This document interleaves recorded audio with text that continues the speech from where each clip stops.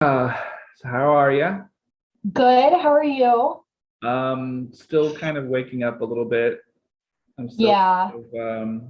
I was kind of running around doing some stuff, and then it was like, did I even have coffee yet? So I had to make more.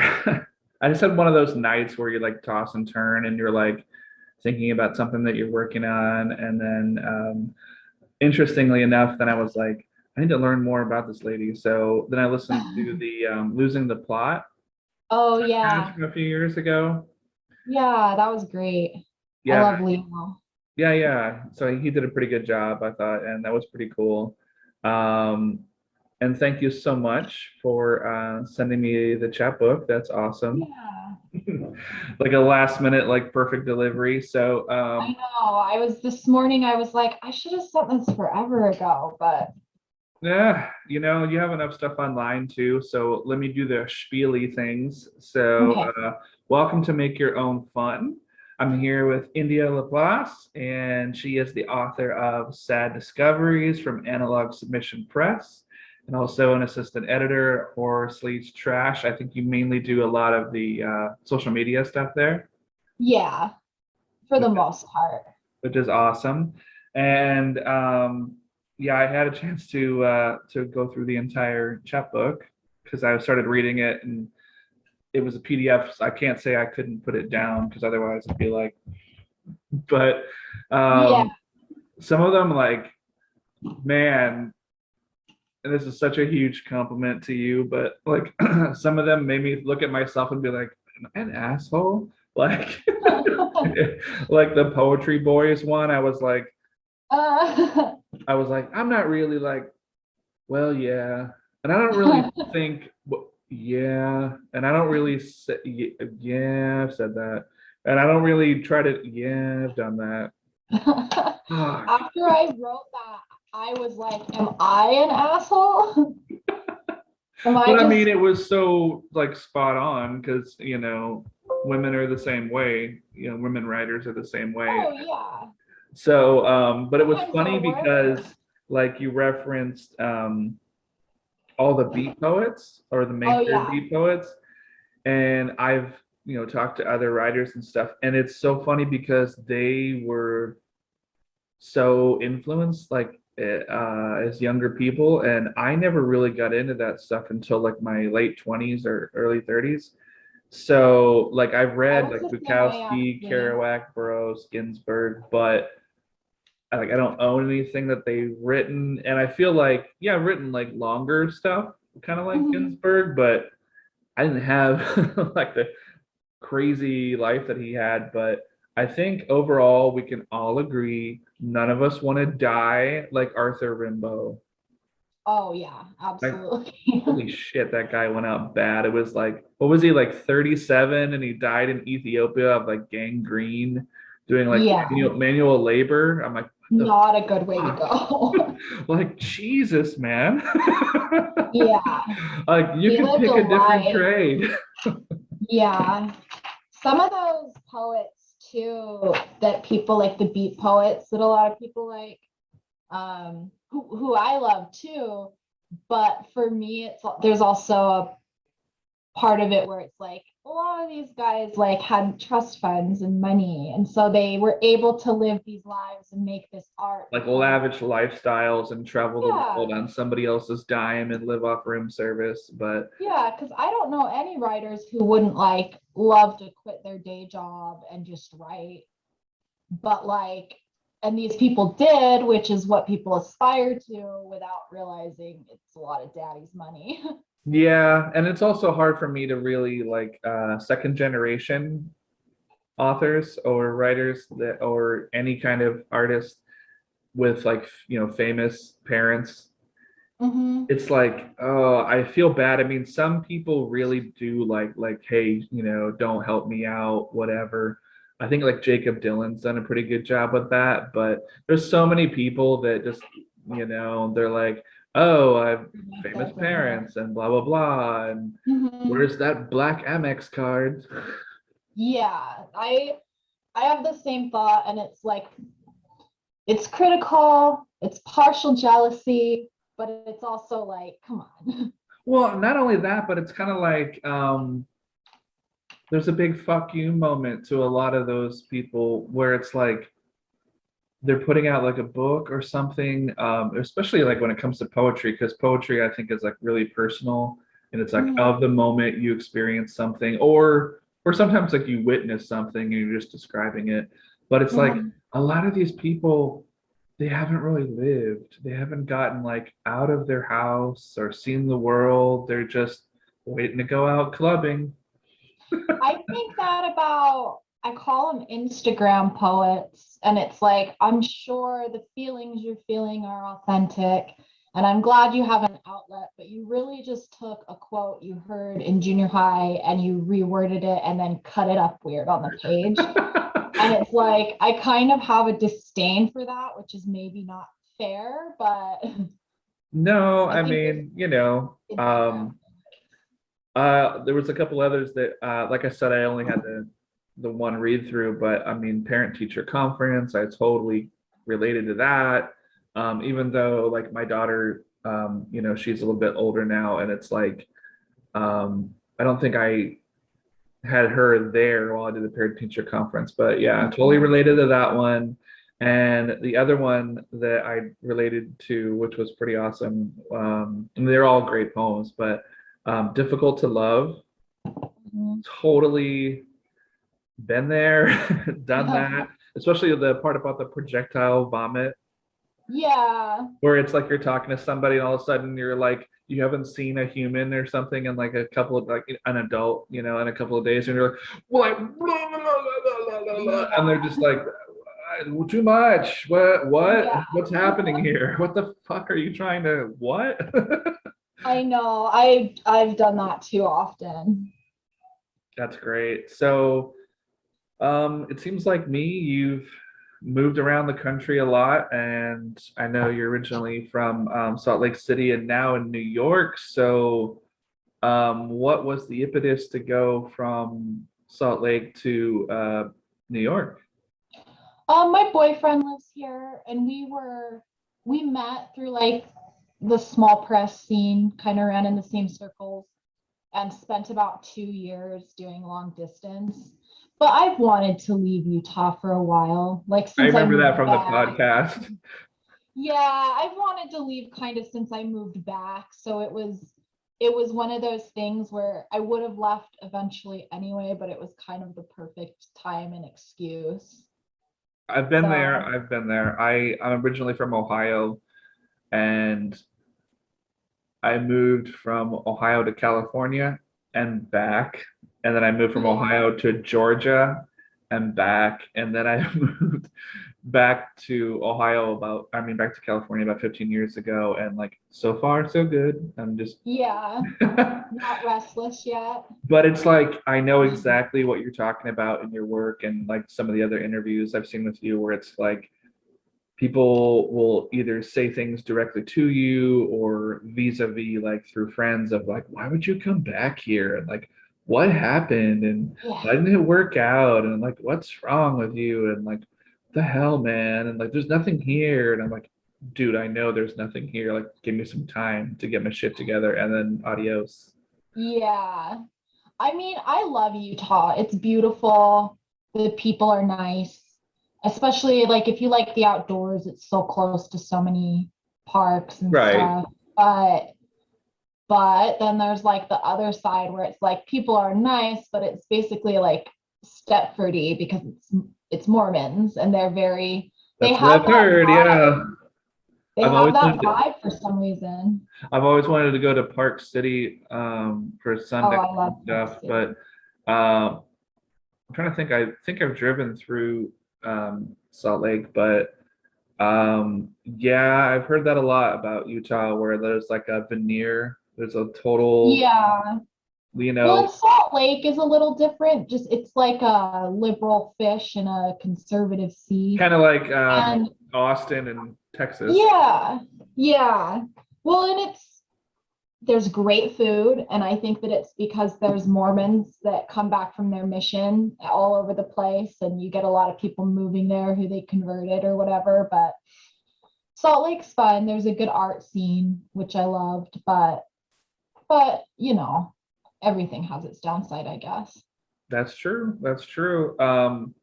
So do you feel like New York is like a destination in terms of like you want to be there for a while, or do you feel like, because I remember in the other podcast you talked about, previous relationship and traveling, with the army and Mhm. stuff. So do you feel like there's some other destination like in your future, or are you maybe trying to wait for your daughter to get like through school and stuff until you kind of figure that out? Um, I'm right now, she loves her school and it's a small school, which I love just because I went to a school that was basically a junior college for high school. And I would have done a lot better in like an alternative school where there was like 10 kids in every class or something, which I think most kids would. Yeah. But her school, it's like K through 12 because it's so small. And I think the graduating class last year, there was maybe like 10 or 11 Wow. seniors. And so I kind of love that it's tiny because she gets that sort of feel. Well, it's So more I don't one-on-one with the know. teacher too. Yeah, exactly. And a lot of the teachers there, like their kids they went to school with my boyfriend, or they like are teachers that taught my boyfriend. So that's kind of cool. But if I moved again, it would probably just be I'd probably go to the south because it's so much Really? cheaper to live, like go below the Mason-Dixon line. Okay. It's I cheaper. I I mean, love Tennessee. I love, but I don't know. It's hard to say. I love it here too. It's very rural in upstate New York. You might as well, like, it looks like West Virginia in some places. You're close to the city, but I loved the South when I lived there.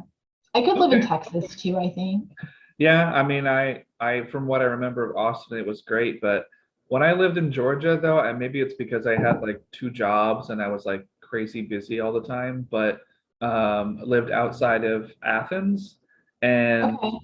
nice college town and everything, but lived like 5 miles outside. So it was like Mhm. really rural, really, it wasn't my thing because I'd already lived in California where I could just walk out the Uh-huh. door and like walk down the street and kind of get anything I needed at any time of day or night.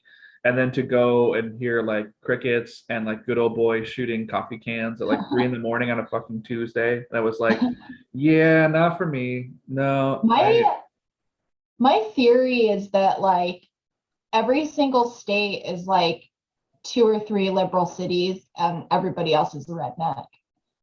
And well, so it's yeah, I like mean, like anywhere you Athens was, go, yeah, like Athens you'll was find cool, that. but like on the other side of that, like I remember liking Atlanta, but Atlanta is like a beast. It's like just sort of just devouring the state. So the whole northern part of the Yeah, state's gonna be Atlanta at some point.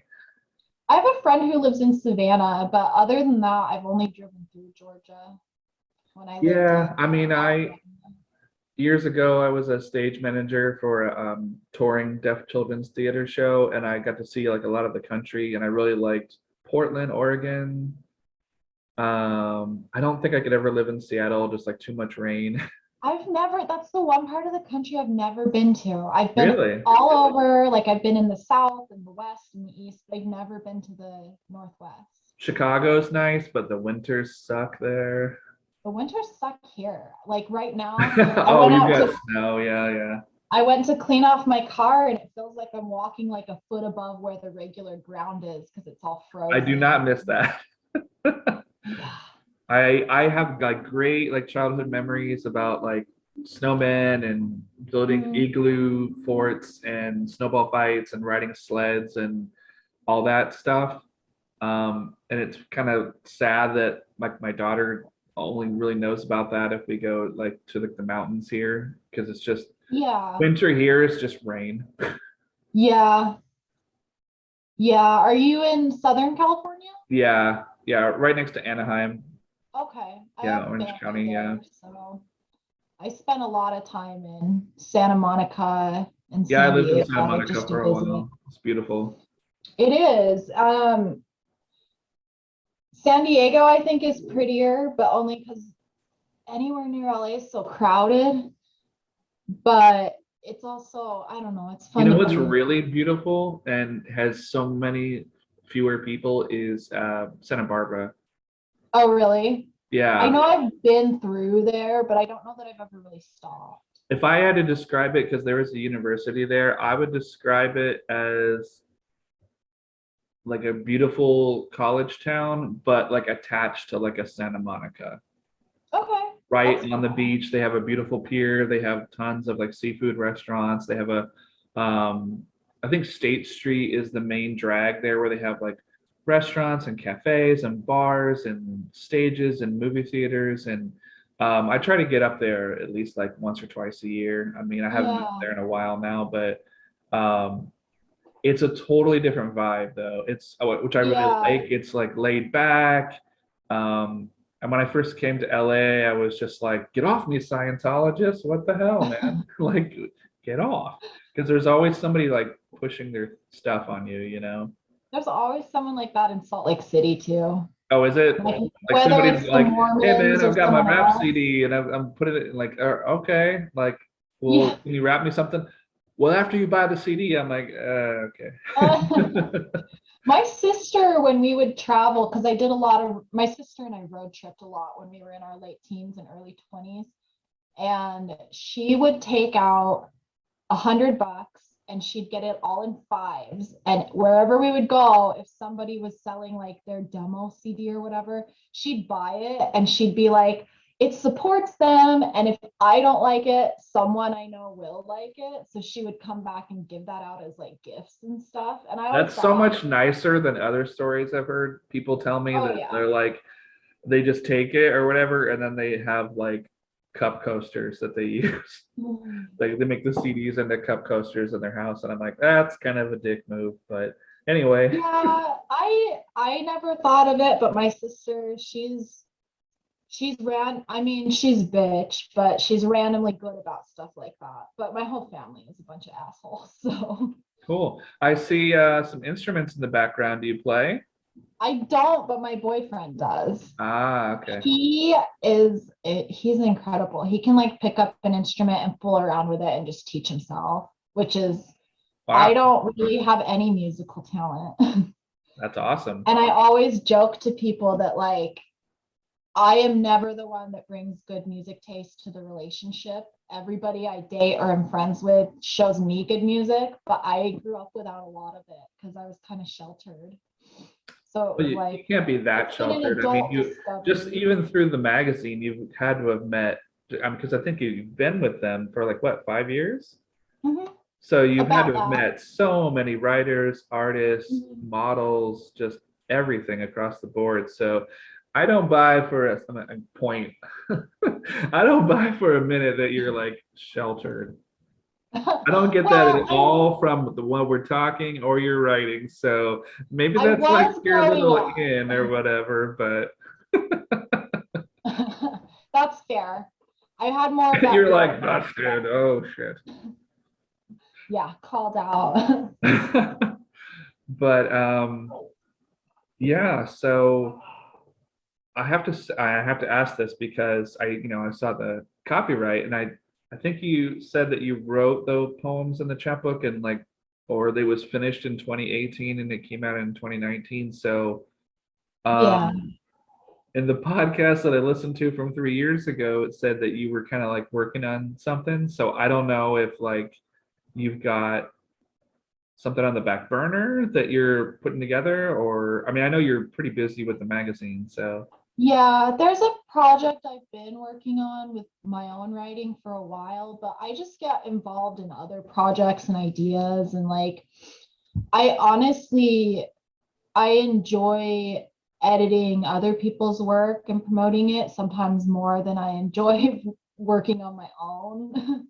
which Just is because like a huge thing because like me personally, I've tried to like I don't know, I've friends that are kind of just getting their feet wet as writers or something, and I try to like shepherd it or give advice or edit, and I have to like back off after a while because there's that line that I think you sometimes you don't know that you cross where it's like editing, shepherding into morphing it into your own thing. yeah, you never want to change like the voice. Yeah, so I try not to like edit or whatever because unless it's just grammar with a spell Mhm. check or something, that's one thing. Like, hey, like somebody says, hey, can you proofread this for me or whatever? Like, I want to make sure that, and this happens all the time when you have like words that are spelled right that spell check won't catch that are the wrong fucking words. Yeah. Yeah. I I'm good at it. I've worked as a paralegal for a long time, and so I edited a lot of legal documents and stuff. Nice. So like the technical writing, I'm good at doing that and I enjoy it. Um, I know with my boyfriend's stuff, I'm always like, I'm more worried like that I'm gonna change something and he's gonna hate it, but he was born in Brooklyn, so he doesn't give a shit about anybody's feelings. So he'll just be like, he'll be like, I think you fixed this because you think it sounds better, but I don't. And it's like, okay, whatever. I just like stopped at the Brooklyn thing because it made it sound like the welcome sign of the city is welcome to Brooklyn. We don't give a shit. It's kind of true. It's kind of nice that New Yorkers are like that. Although, while New Yorkers are confrontational, they are not good at like sitting down and being like, we need to talk about something. They're not good at that. If it comes up No, no, not at naturally and they all. can yell about it, they're great. But they're not good at sitting down and being like, we need to have a Oh yeah, discussion. yeah. You definitely want like a New Yorker like as your right hand man or whatever if you're going down a dark alley, but Oh, yeah. not so much like United Nations material, maybe. Especially younger New Yeah. Yorkers that feel like they have something to prove. You're like, yeah, maybe you sit this one out. I know. I love it. I love how like abrasive the personality kind of is, but I think I don't know. I've been told I have an abrasive personality when you get to know me, and I'm like, I don't think so. I just think sometimes I don't think about whether or not something's going to be rude before I say it. And then people think I'm being abrasive, but I mean, I've been to New York a bunch of times, and I remember being like at a bar or something and just muttering something or talking to the person ahead of me that was walking, and then I, hit a shoulder or something, and then hearing a guy turn around and be like, "What'd you say to me?"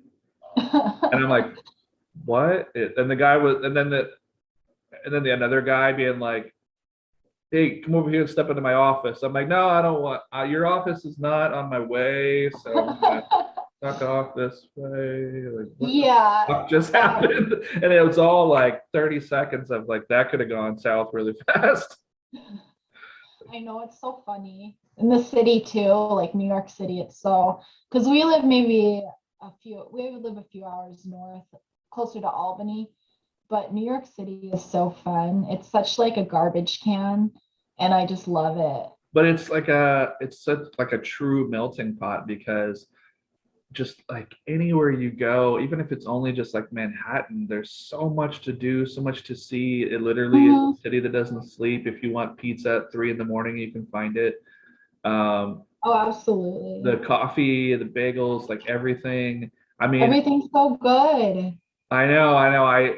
I never was there when it was really trashy before it got cleaned up in the 90s or whatever, but I've heard I some know. horror stories about like people disappear there and they don't come back and you're like, ooh. Oh yeah, it's scary, but the first time I ever went, my sister took me for her birthday, which was really nice. She's like, And we entertain kind me. of, yeah, she was like, this is what we're doing.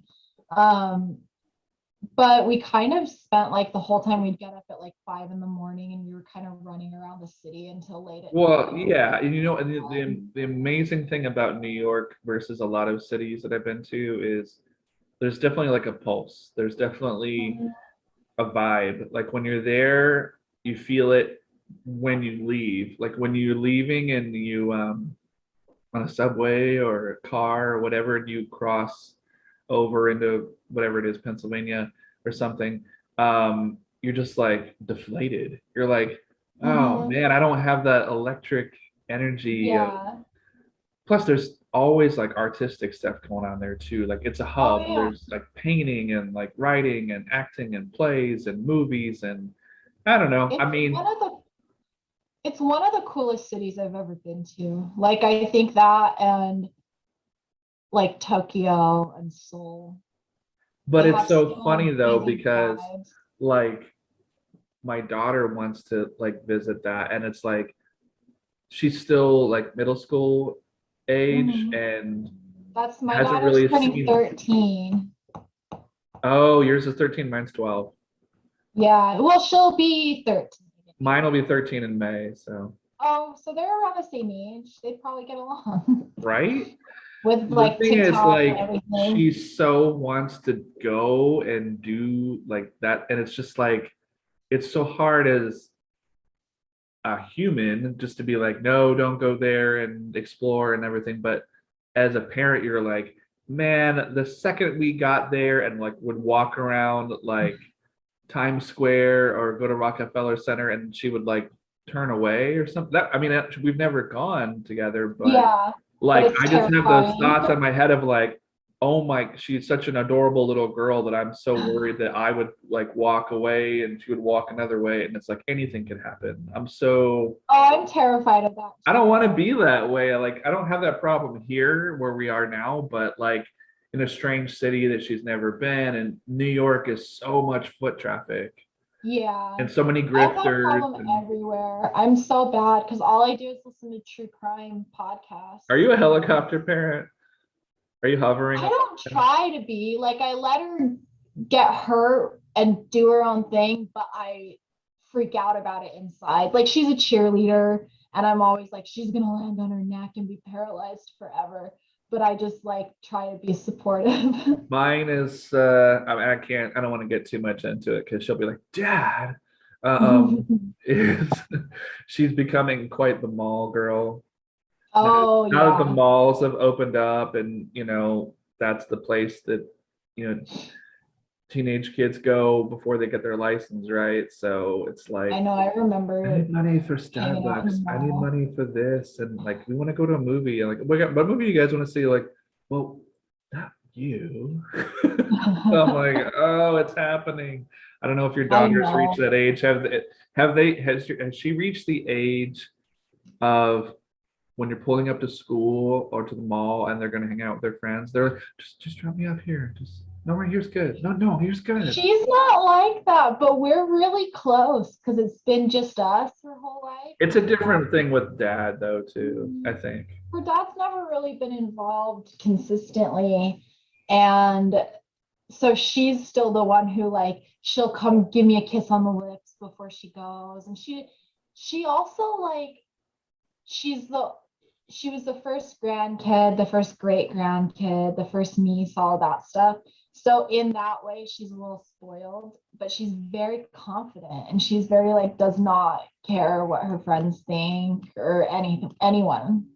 No, I mean, my kid is, really cognizant of what's going on in the world, and she's taken, you know, gymnastics and dance, and also, I had her do a few like self-defense class, like karate classes, just a few of them. So she can hold her own, and she's like really limber, and she's really fast. So, Yeah. like, if I ever worried about like, you know, and I make this joke all the time. That's probably not appropriate, which is like zombie apocalypse happens and the zombies come after you. Like, I don't have to be faster. I don't have to be the fastest, just not the slowest.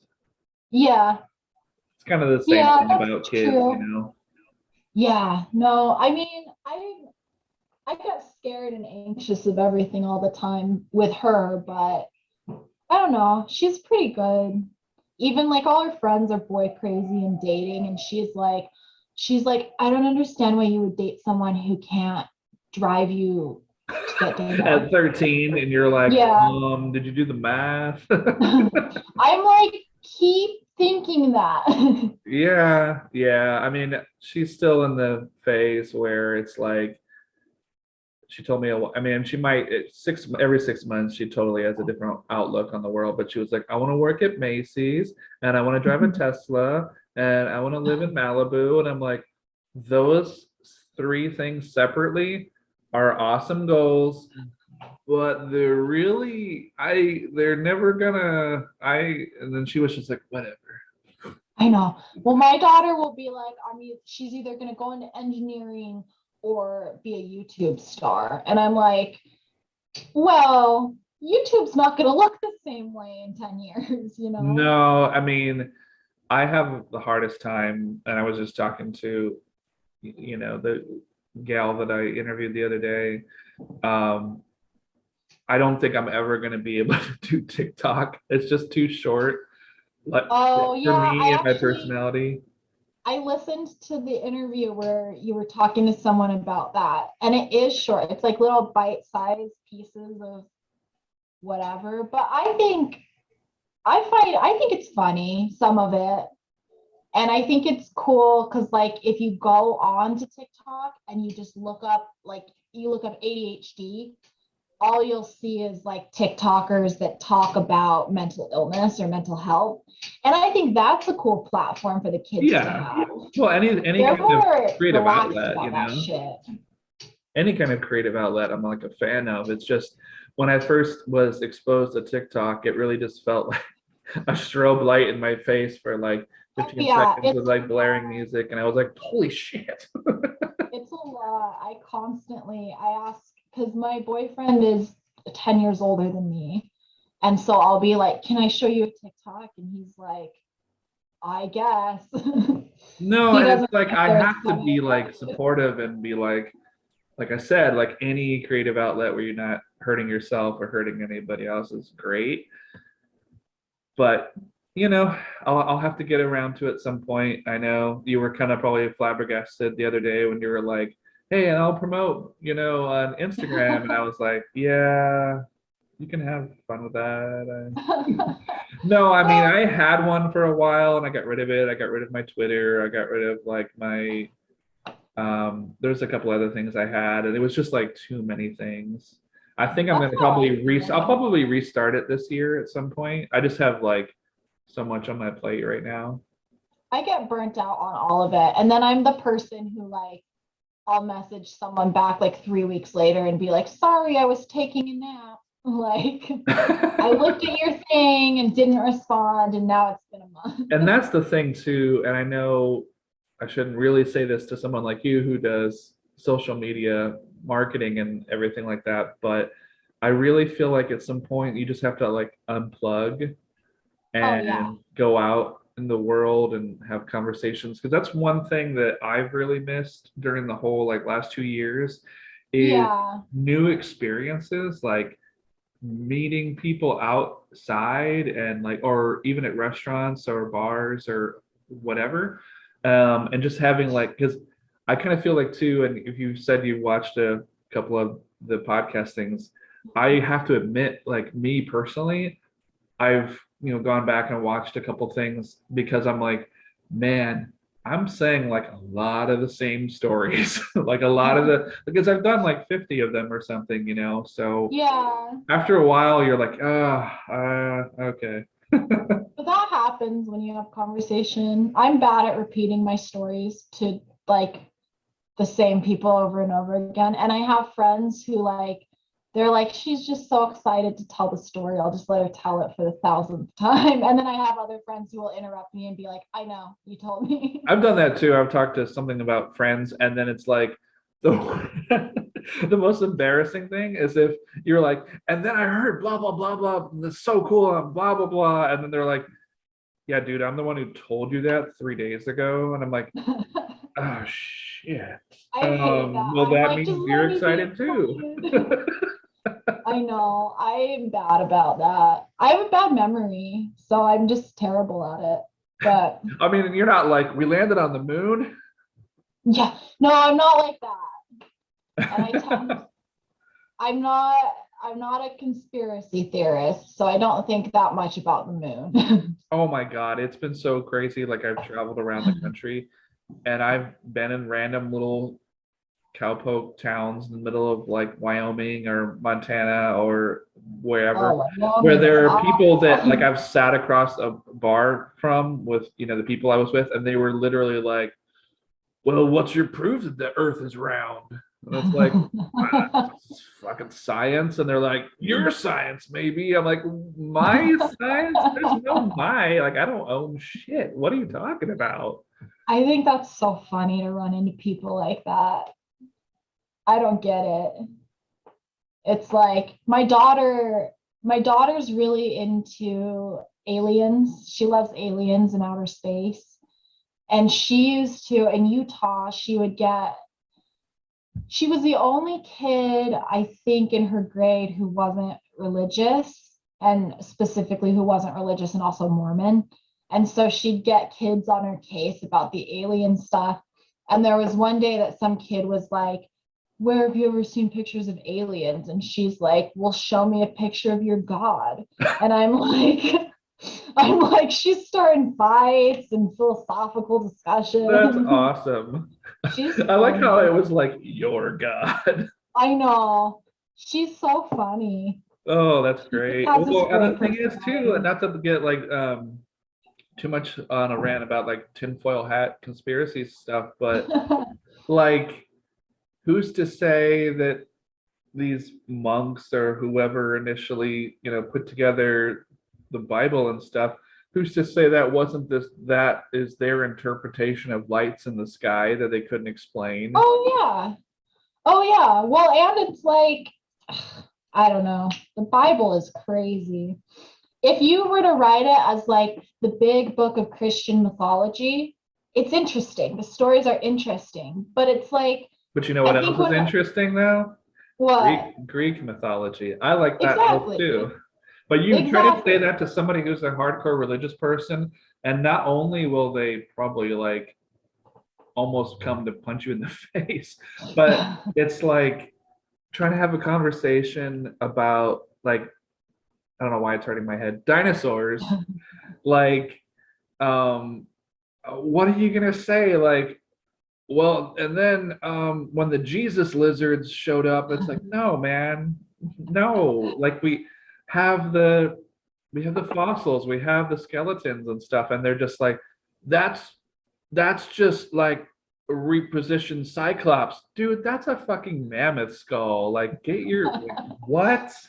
But I know it's you just have to crazy. look at like their parents and their grandparents and like they're if they've been sheltered from the outside world and like this is what is funneled into their brain. Yeah, that's true. It's like I you don't can't get know. mad, because you want to be like, what's wrong with you? But it's not that there's something wrong with them. They're a person just like we're people. It's just Right. that's their world that they were brought up in. Yeah, and I mean, I don't think people change a lot. I think you kind of grow more into who you are, but I don't think people change very much. So if that's all you've known, it makes sense. And if it's comforting to you, it's whatever. It's just not comforting to me. No, and it's the same problem I have with and I won't get like political because there's really no uh really good reason to do that. But you know, and I got to be careful about my words here. And it won't offend you, but it's like friends that I've had that out of nowhere suddenly were like Trump supporters, Oh yeah. and it's to the point where if I because I have friends that are Republican from years ago, and the whole thing was like, we'll just agree to disagree. It's like, Yeah. grr, grr, grr, but hey, did you watch Family Guy last night or something? It's like you have to have Yeah. that common ground of like, well, it's crazy or whatever. But it's the people that all of a sudden in the last like 5 years or whatever it's been, busting out the red hats and stuff. And it's like, Yeah. really? Like, and it's like, it's so hard because it's like, I don't want to judge, but I guess even me talking about it, I'm judging, which sucks. But um, it's a free country. You should be able to say what you want, think what you want. But I don't know. I guess there's just how should I phrase this? There's just kind of a tasting or drinking the Kool-Aid kind of thing Yeah. where I'm like, really? okay, man. Yeah, I mean, same. My father is very religious and very conservative. And for him, it was always like, I'll never support anyone who supports abortion. And so it was like, okay, well, then you're always going to vote for the Republican, which is fine. But then I'd hear him talking to other people, like in the other room, about how much he couldn't stand the way Trump acted. And I'm like, well, Oh Utah, yeah, yeah, that's just voting down the party line or whatever. But yeah. it's like, to me, it's like, and again, I don't want to get off on a rant here, but it's like, I mean, Trump was funny. I mean, and this is touchy too, but it's like, like women get raped and they get pregnant and it happens, and it's like, you know, not out of love or whatever. And, you know, it's horrible. And it's like, you've got to have that option on the table, because it's like, the whole part of that is just like, I don't know. It's tough dealing with closed-minded people. Well, and it's like, if you're not a drinker, you don't drink just because alcohol's legal. So if abortion's legal and you It's don't a believe in funny idea. Go abortion, ahead. you're not going to be compelled to get an abortion just because it's legal. If you don't believe in it, you're just Right. not going to do it. So why does it matter if other people can? You know, Yeah. especially with Christianity, because they believe in like, or at least Mormons believe in like choice to a huge degree, which is like, because I stopped going to church when I was maybe 15, but my dad just believed in free agency. And so he never bothered me about it. He'd be like, I hope you prayed about it, but he wouldn't like bother me. And so Yeah. it's And like, and I want to be like perfectly clear that I don't think that people seeking like a higher truth is wrong, or wanting to congregate and with their neighbors and like of a similar oh, I don't mind think it's and wrong like either. free speech and all that. But my problem is, I don't have a problem, I guess. It's just, I take issue with those same people who talk about free speech and talk about this, but then they can't deal with people thinking other ways. Differently. It's Yeah. like, you know, Well, it's it's the like, same God bless thing. America, unless you don't think like we do. Yeah. Well, it was the same thing with like when what's his name, Kaepernick knelt for like the anthem. And I knew a lot of people who were like, I'm constitutionalist and they're disrespecting the flag. And it's like, but the flag represents people's right to protest and say like what they think and feel. And it's like, so no, you're not. You just don't like views that don't represent that in the way you deem acceptable. And the funny thing about that, which has nothing to do with the player or the flag, but the actual sport or idea of sports. I mean, I watched sports when I was younger and rooted for players and things, but nothing you do as a fan is ever going to affect the players or the owners Oh or yeah, the people who do the advertising. The only I thing you can know. do is not go to the game, but you've already got like a sports package thing on your cable. So you've already Well, given them your money. I thought the same thing about like, I am a big fan. I'm a big comedy fan. I love stand-up comedy. I love Dave Chappelle. I love his specials, even though they're very like they've been controversial. But the people who are like, well, we're gonna boycott Netflix, it's like he already got paid. Like if it's out, he already got paid. So it's like, why?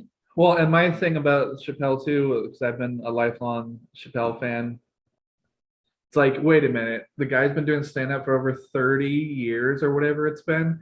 And now you take issue with like one particular thing. And I know. it's like the whole Mel Brooks thing. It's like, if you offend everybody across the board, it's suddenly a vocal minority steps up and says, well, I'm offended. Well, what about everybody else? It's like, I I'm know. not saying what he said or how he phrased it was right, but what I'm saying is, I think you give it a year and a half, Chappelle is going to have another Netflix special. It's going to be another huge hit, and people are going to be at the bars and grocery stores quoting the same shit. So I it's know. like I think the the same public has a thing. very short attention span. And you know what? It's like, now what's totally wrong is what the guy from Seinfeld did, the Michael Richards guy, when he Mhm. threw out the N word at the comedy club. Oh Like, yeah. dude, you're not going to work for a while. Yeah. Well, that's like with as far as language goes, like with my daughter, I've tried to teach her that like language is just a means to express yourself. So no words are wrong, but if you use them in a way that is knowingly disrespectful, you're always wrong. And for me, that's been like it's funny too, because like she thinks it'll be disrespectful to swear in front of me, which it's like I only came up with that idea so I could swear in front of her. But like I'll hear her play games with Parenting win. Okay, go ahead. my entire parenting theory has been like, what can I do to raise the person I like and to annoy myself the least? So Yeah. it's like she's great, but then I'll hear her play games like board games with my sisters or like her friends, and she'll swear up a storm while she's playing, but she won't do it if I'm there because she's like it might disrespect my mom. And it's like I don't know how you could think anything disrespects me because I have such a mouth, but I mean, I have issue with my daughter because we watch some shows or go see some movies that have you know surprises or twists. And I Mhm. always tell her, like, when you go to school, like if someone asks you if you've seen it, you can say and you can talk about it, but don't spoil things for them.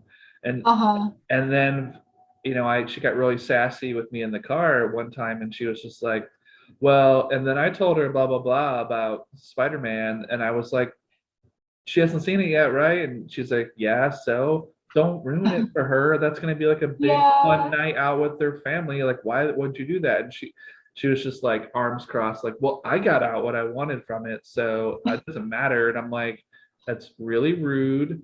And you know what? If you keep doing that, those friends aren't gonna invite you to go do stuff with them because you're that person Right. that like ruins surprises. Like, they wouldn't want to invite you to like a surprise birthday party where the girl shows up and they're like, surprise. And she was like, oh, they would still invite me. I'm like, all right, don't come crying to me like 6 months from now if there's like some big like birthday party and you're like, I didn't get invited. And I'll be like, hmm, You're like, I wonder why. yeah, yeah, That's surprise. I try to tell my daughter that too, but she kind of gets it. She's I don't know.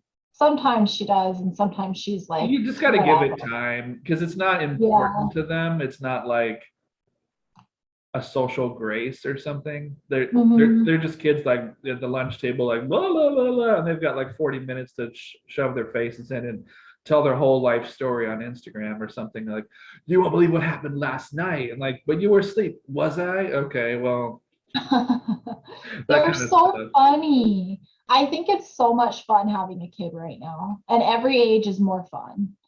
Oh yeah, Like, yeah. I mean, I never had like a cell phone when I was a kid, so that was like years ago. So to me now, it's like not everything has to go online. And she's like, uh-huh. I'm like, but you know that's what? I mean, I do see the value of it now because I can be like, hey, I'm gonna be a little bit late, like picking you up from the Y or whatever, or yeah.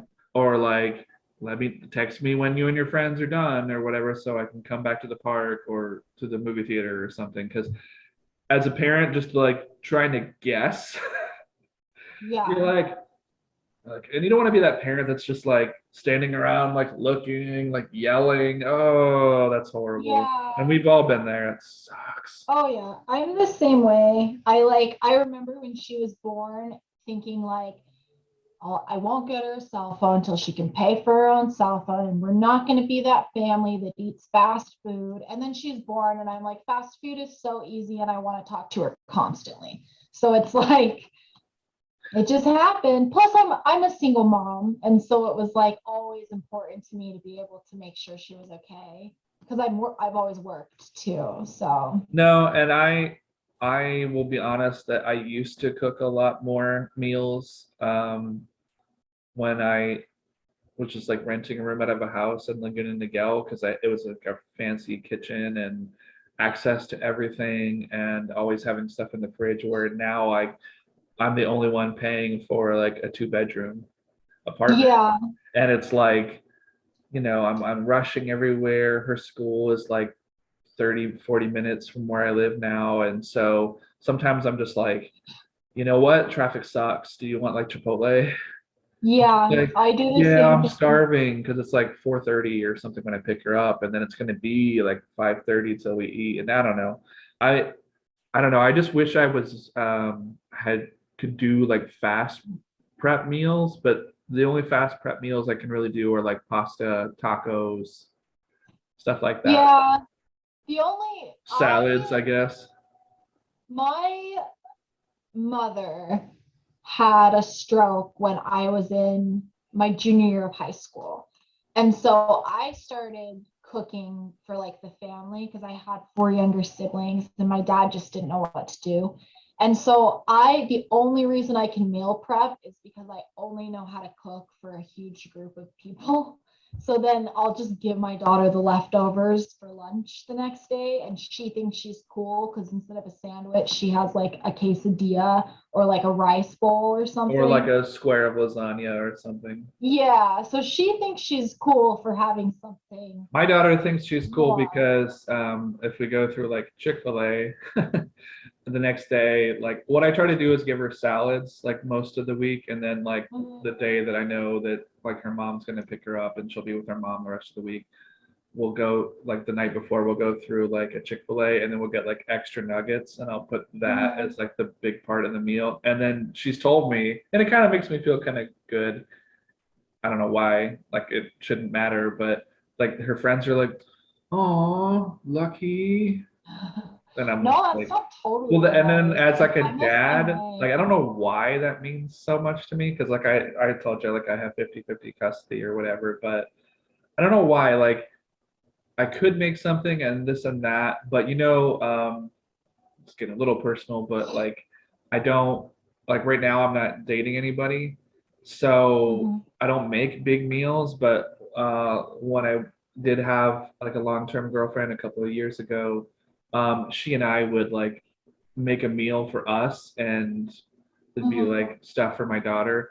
And I just don't do that anymore, like just for the two of us, because there's just like number one, there's so much left over. And Mhm. number two, it's like her taste changed so much. It's like, is she gonna like really like this? Like, what a waste of like a whole chicken casserole dish or like a lasagna or something. You're like, My daughter's like that. My boyfriend asked me to make meatloaf a couple months ago, and my daughter's like, I hate meatloaf. And then I yeah. made it, and she's like, this is the best thing I've ever had. But it's so And I funny, was like their like, tastes change, so you just never I know. know. She's so funny because the other day she told me she doesn't like sour cream anymore. And I'm like, all right, well, you've been eating it since you were born, but whatever. Well, yeah, and my daughter didn't like Chinese food up until about 3 years ago, and now she kind of wants it like at least once every 2 weeks. So Yeah, they're so funny.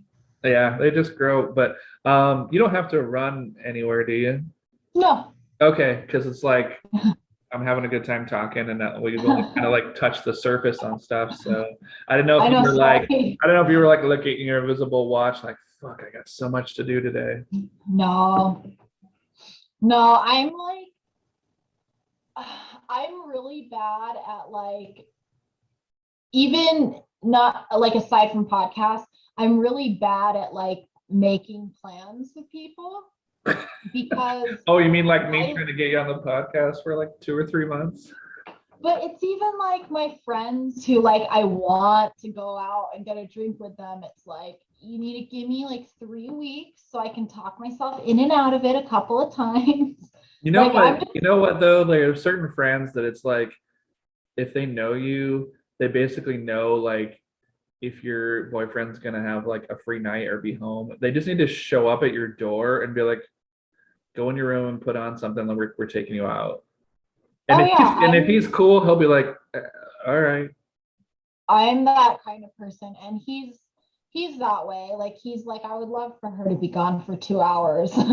Like then I can do my own writing and not have her interrupt me every Oh yeah, I was gonna talk to you about that. Like, oh man, that's so important. Like, I was talking to another writer, Scott Kestner, about this, about like your writing habits before you had Mhm. a kid and your writing habits after. And I want to say that like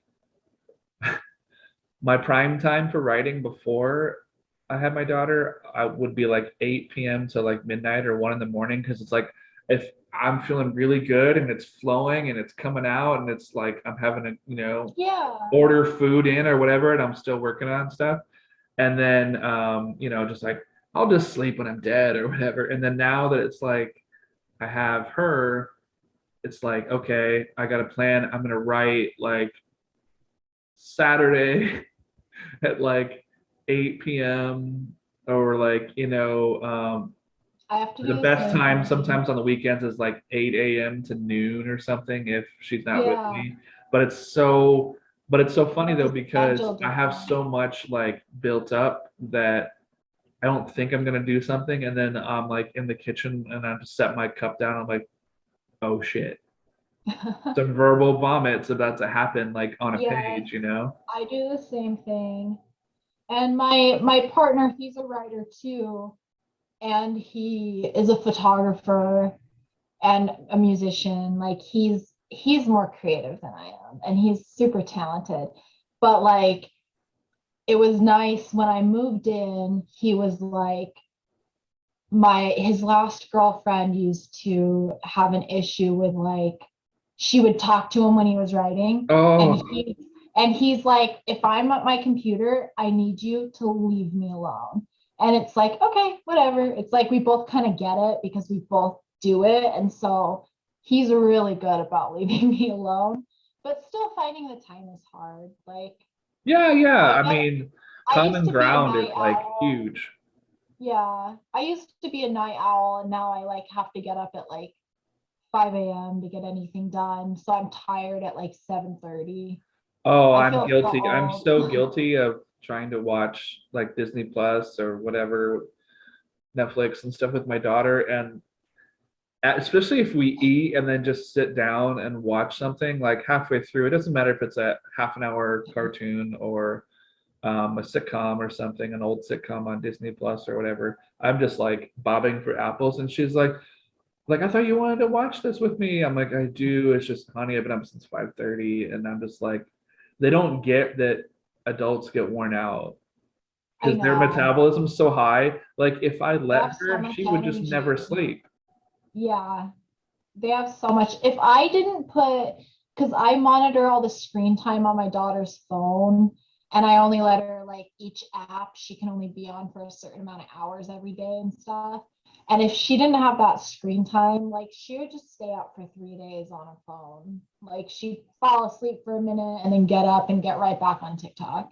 And And it's that's the like danger about drives me Instagram and Facebook and crazy. stuff is because the younger people, like teenagers on down, their social interaction is only through social media. Like they would just be so happy. Like the thing that drives me nuts is people texting when they're sitting right next to each other. Oh yeah, I know. I hate that too. Well, I mean, and it's I one thing think, to be like, hey, look what my friend sent me or something, or look at this yeah, picture, but then to just be like, and the person's like right here. I try to put down my phone if I'm watching something or if I'm out with someone, which can sometimes be hard. But my ex, who he runs HST, we used to go out to eat and we would like make fun of all the couples who are just sitting there on their phone. And so then I have it in my head, like I'm like, I don't want to be that person. So Yeah, I mean, it's tough if you're waiting for something because I do a lot of stuff with film and like screenwriting also. So sometimes I'm waiting to hear from like two or three people in a week, and it's like I know that like they're taking the time, and it's like I need to take the time to like Mhm. respond or whatever. But like when my daughter's with me, ringer is always off. That's, Especially like I on try to keep Mondays mine and off. Tuesdays, which are like really heavy homework days and stuff. Like Yeah. I just tell people like you can text me, but I might not respond till like 8, 9, 10 o'clock. But if you call, you have to leave a voicemail because it's like work, and then picking her up and then like dinner and then like trying to have like some bonding time, watching a show or playing a game. And the next thing you know, it's like showers and like ready for bed. And then it Yeah. goes so fast. Oh yeah, I'm the same way. I try to be off of it. I have most of my notifications. Like I don't get the little red number or whatever. I have them all turned off so that I don't, because if it shows up, I have to check it because I'm just compulsive You're that like, what way. if it's the school? I know. So all of it, I just have it all off and I have to ignore it. And then now that I've moved to a place that's more rural and like where my apartment is, if I'm not connected to Wi-Fi, my phone just I can't call out on my phone. We have like a landline and stuff, which is crazy. But I like I become so much worse at it. Like But I mean, like now that everything's opened up and like for where I live anyway, I'm so happy that that the parks are open, the beaches are open. I'm not like a big beach guy to like swim or whatever, but to like go down and like walk on the pier or something and just get out of my apartment.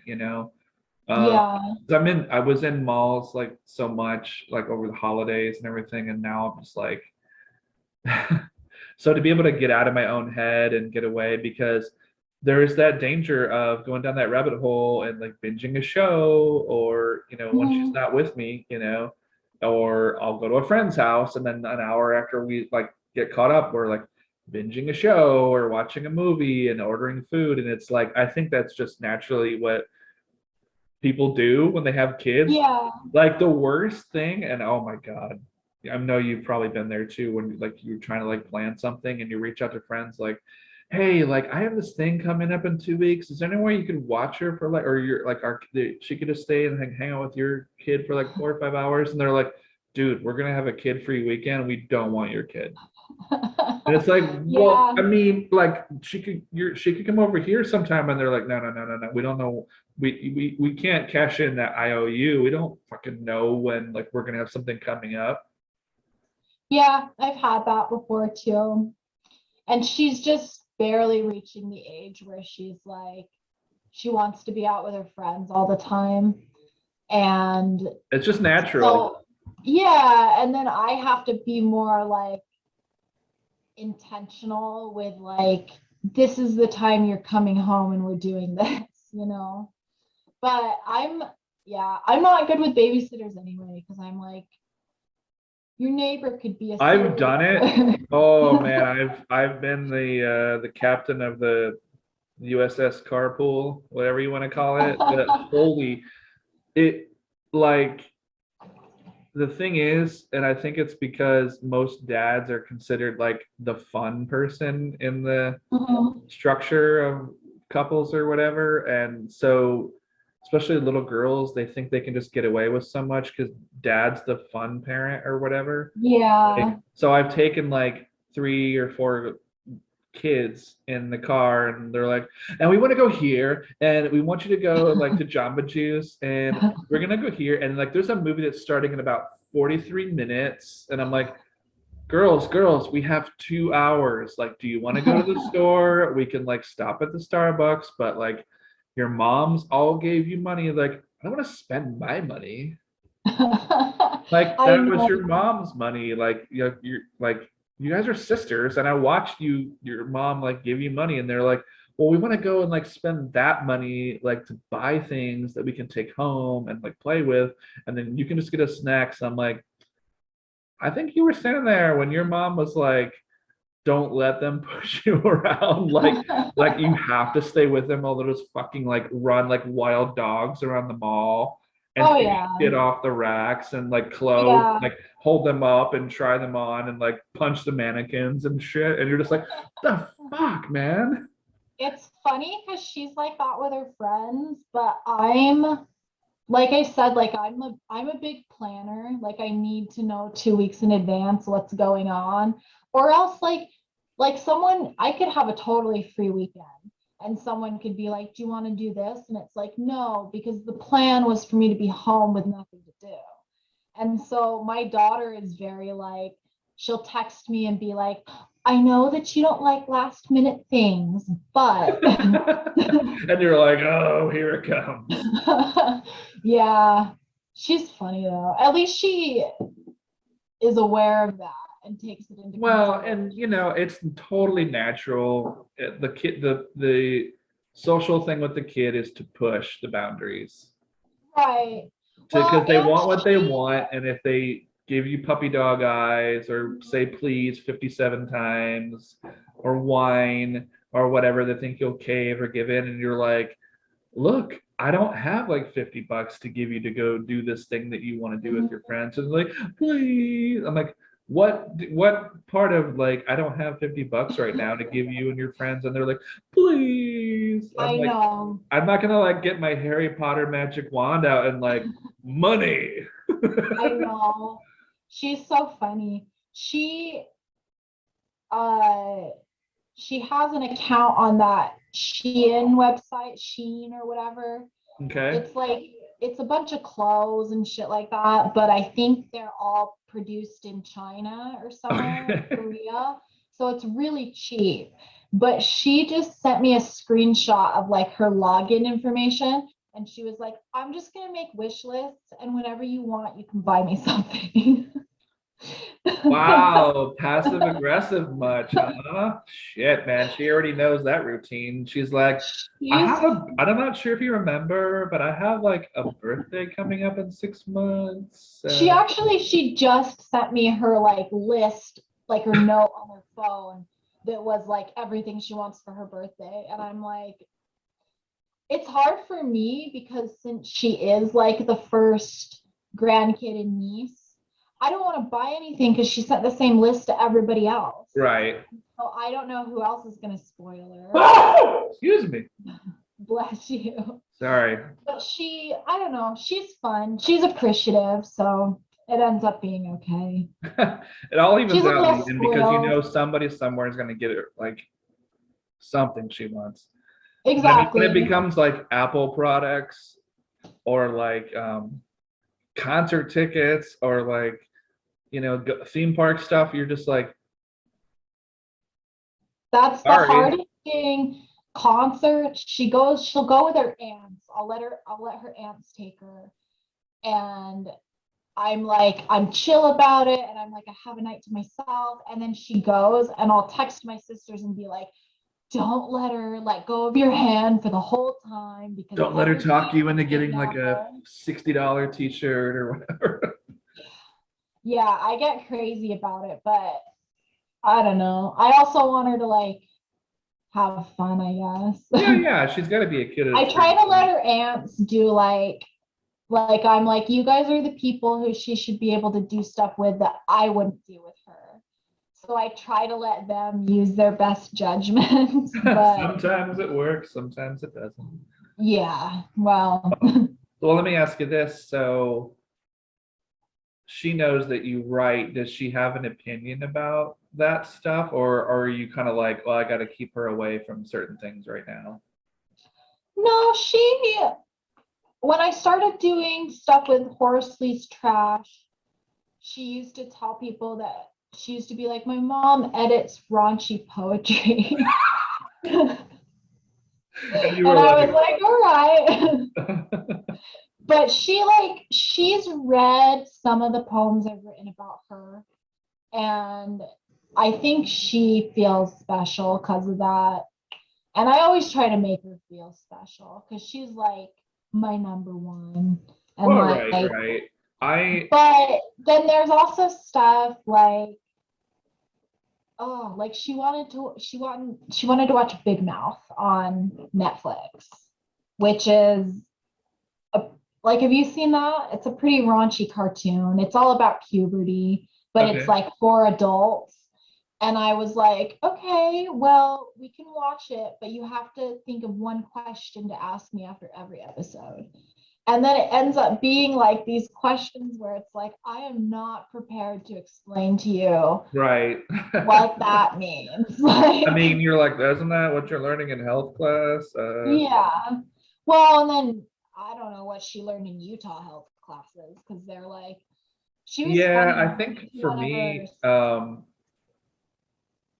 it's, when she was younger, I would show her like some poems that, she kind of inspired that I got published or whatever. But, Mhm. she doesn't, it's not like I write stuff that she can tell her friends about. Like I don't write kids' books, Right. even Yeah. though some of my older books had like almost kind of like cartoony kind of illustrations or whatever, but they're Mhm. definitely not for kids. And so it's like she doesn't feel like she can tell her friends about it, even though like I've done a lot of stuff like short stories. And so like when I work on a short film or something, and it's like I'm like, hey, we got to do a festival. She's like, yeah, so because for her, it's like if it's not some big like 2 hour thing that she can watch on Netflix, it's not like a movie. Yeah. And it's just like Yeah, she that doesn't makes sense. understand that it's like, hey, and we did this thing and we made it ourselves and like people like it and like we won an award or whatever. And she's just like, okay. I think that that's something that my daughter doesn't get either because she like, I mean, most of what she, whether if it's not Netflix, it's TikTok or YouTube. And I'm like just old enough like that there was like 2 years between the time when YouTube became really big with like young people. So for me, YouTube is like you go there to watch a music video. And she's like, no, there's people who make money playing video games streaming, and I'm going to be a streamer. And I'm like, Good luck with whatever. that. You Yeah, know how like, rare that is? I mean, yeah, yeah, good luck. yeah, more But likely to she be an like, astronaut. I think she doesn't, it's definitely stuff she can't share with her friends. So she doesn't totally get it, but she also like she probably knows more about it than like what a lot of parents would Well, share. yeah, yeah. Like, like just me. And this was really hard for me when I moved down to Orange County, where the average income for each person is like 200 grand to like Laguna Yeah. Niguel, and I couldn't afford anything other than to just rent out a room.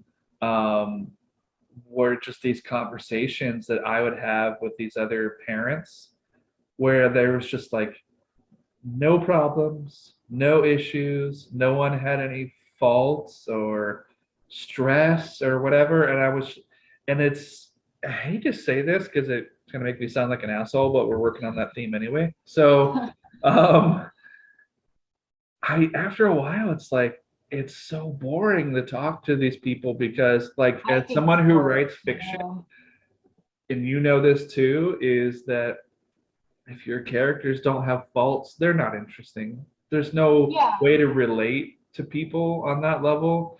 I mean, after a Yeah. while, I was like, why am I talking about sports with this asshole when I don't give a shit about Yeah. sports? Am I just That's trying how really hard to find that like common ground?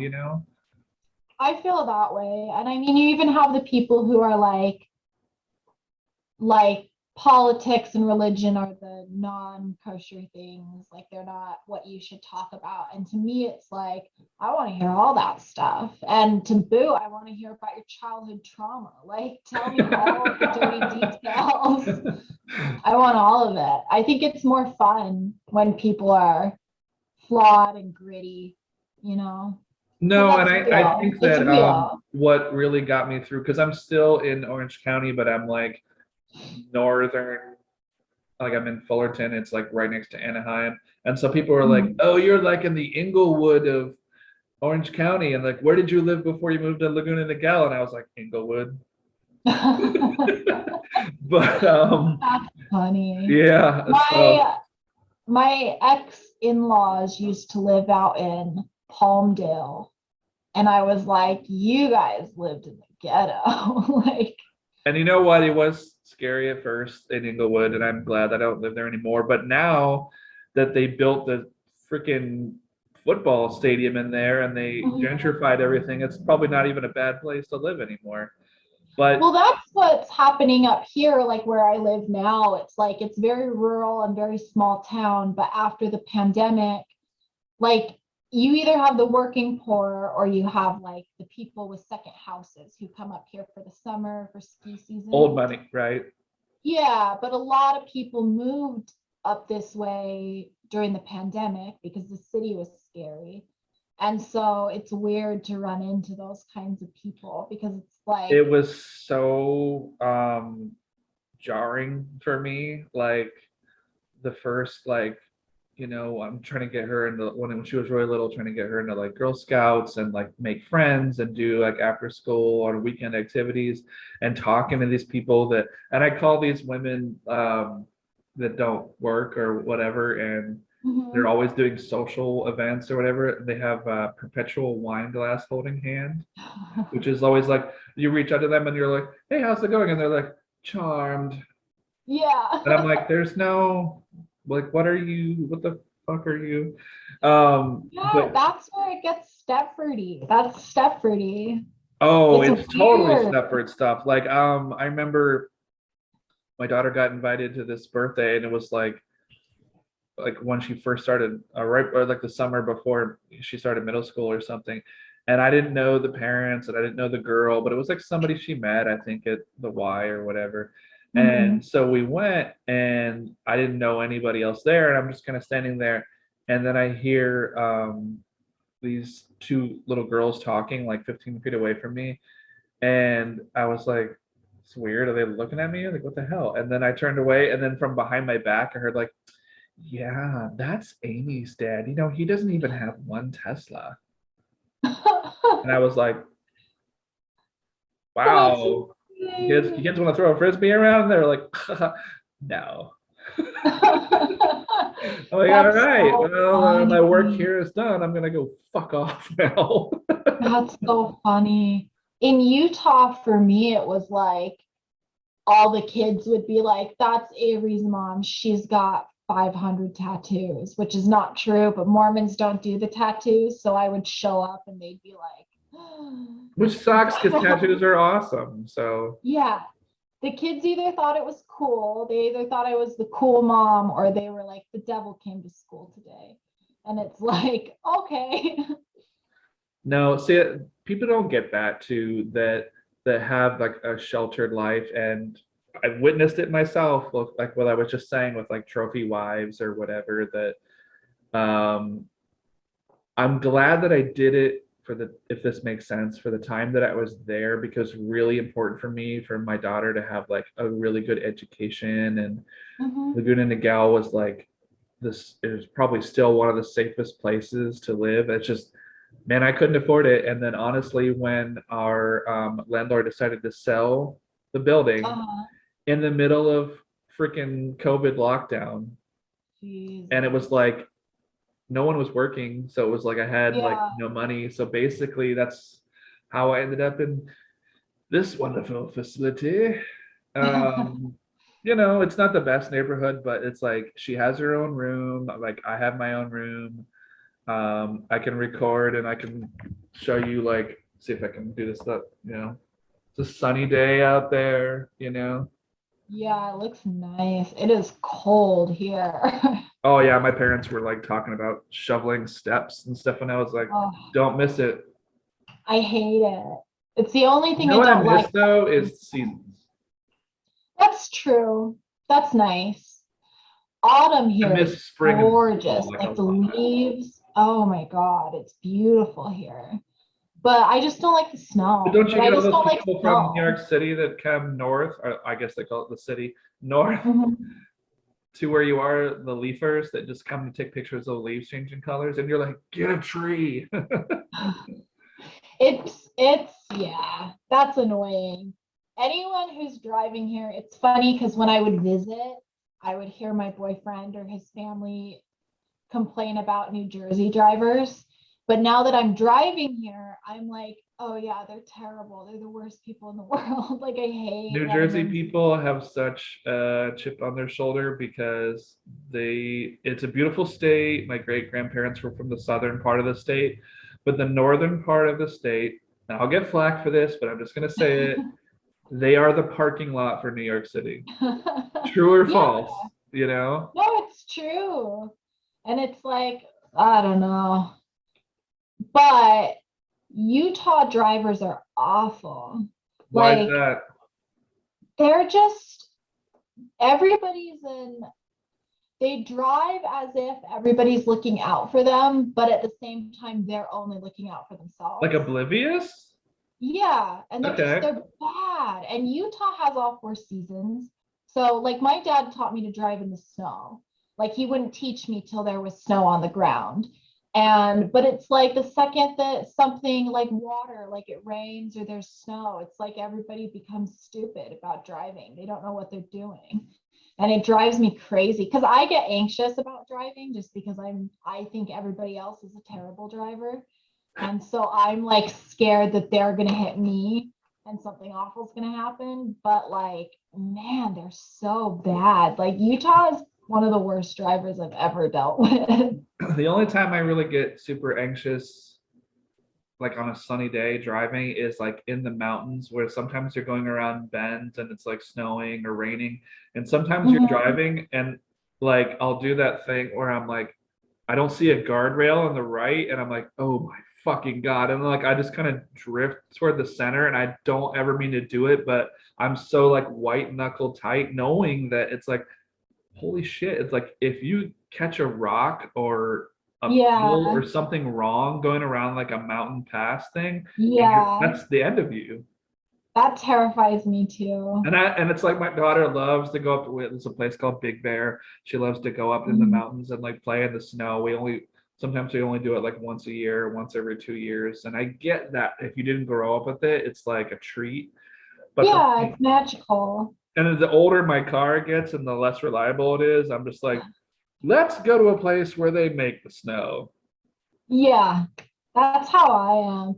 I mean, my ex-boyfriend gave me his car when we broke up because he was That's gonna, nice as a parting gift or what? yeah, it's really nice. He was actually, I mean, his plan, partially because of the pandemic, was he was like, I'm just gonna get a trailer or else like I'll fly to Hawaii and live there for 3 months and then I'll like drive around the country and just work out of this like Hawaii sounds so nice, but go ahead. yeah. And he did. So he didn't need a car. And if he had left it in storage, someone would have had to like go turn it on every month and drive it around. So he was like, just take it if you need it. And so for me, it's a bigger car, which scares me a lot less because if I had my little car, I would be terrified driving around in the snow.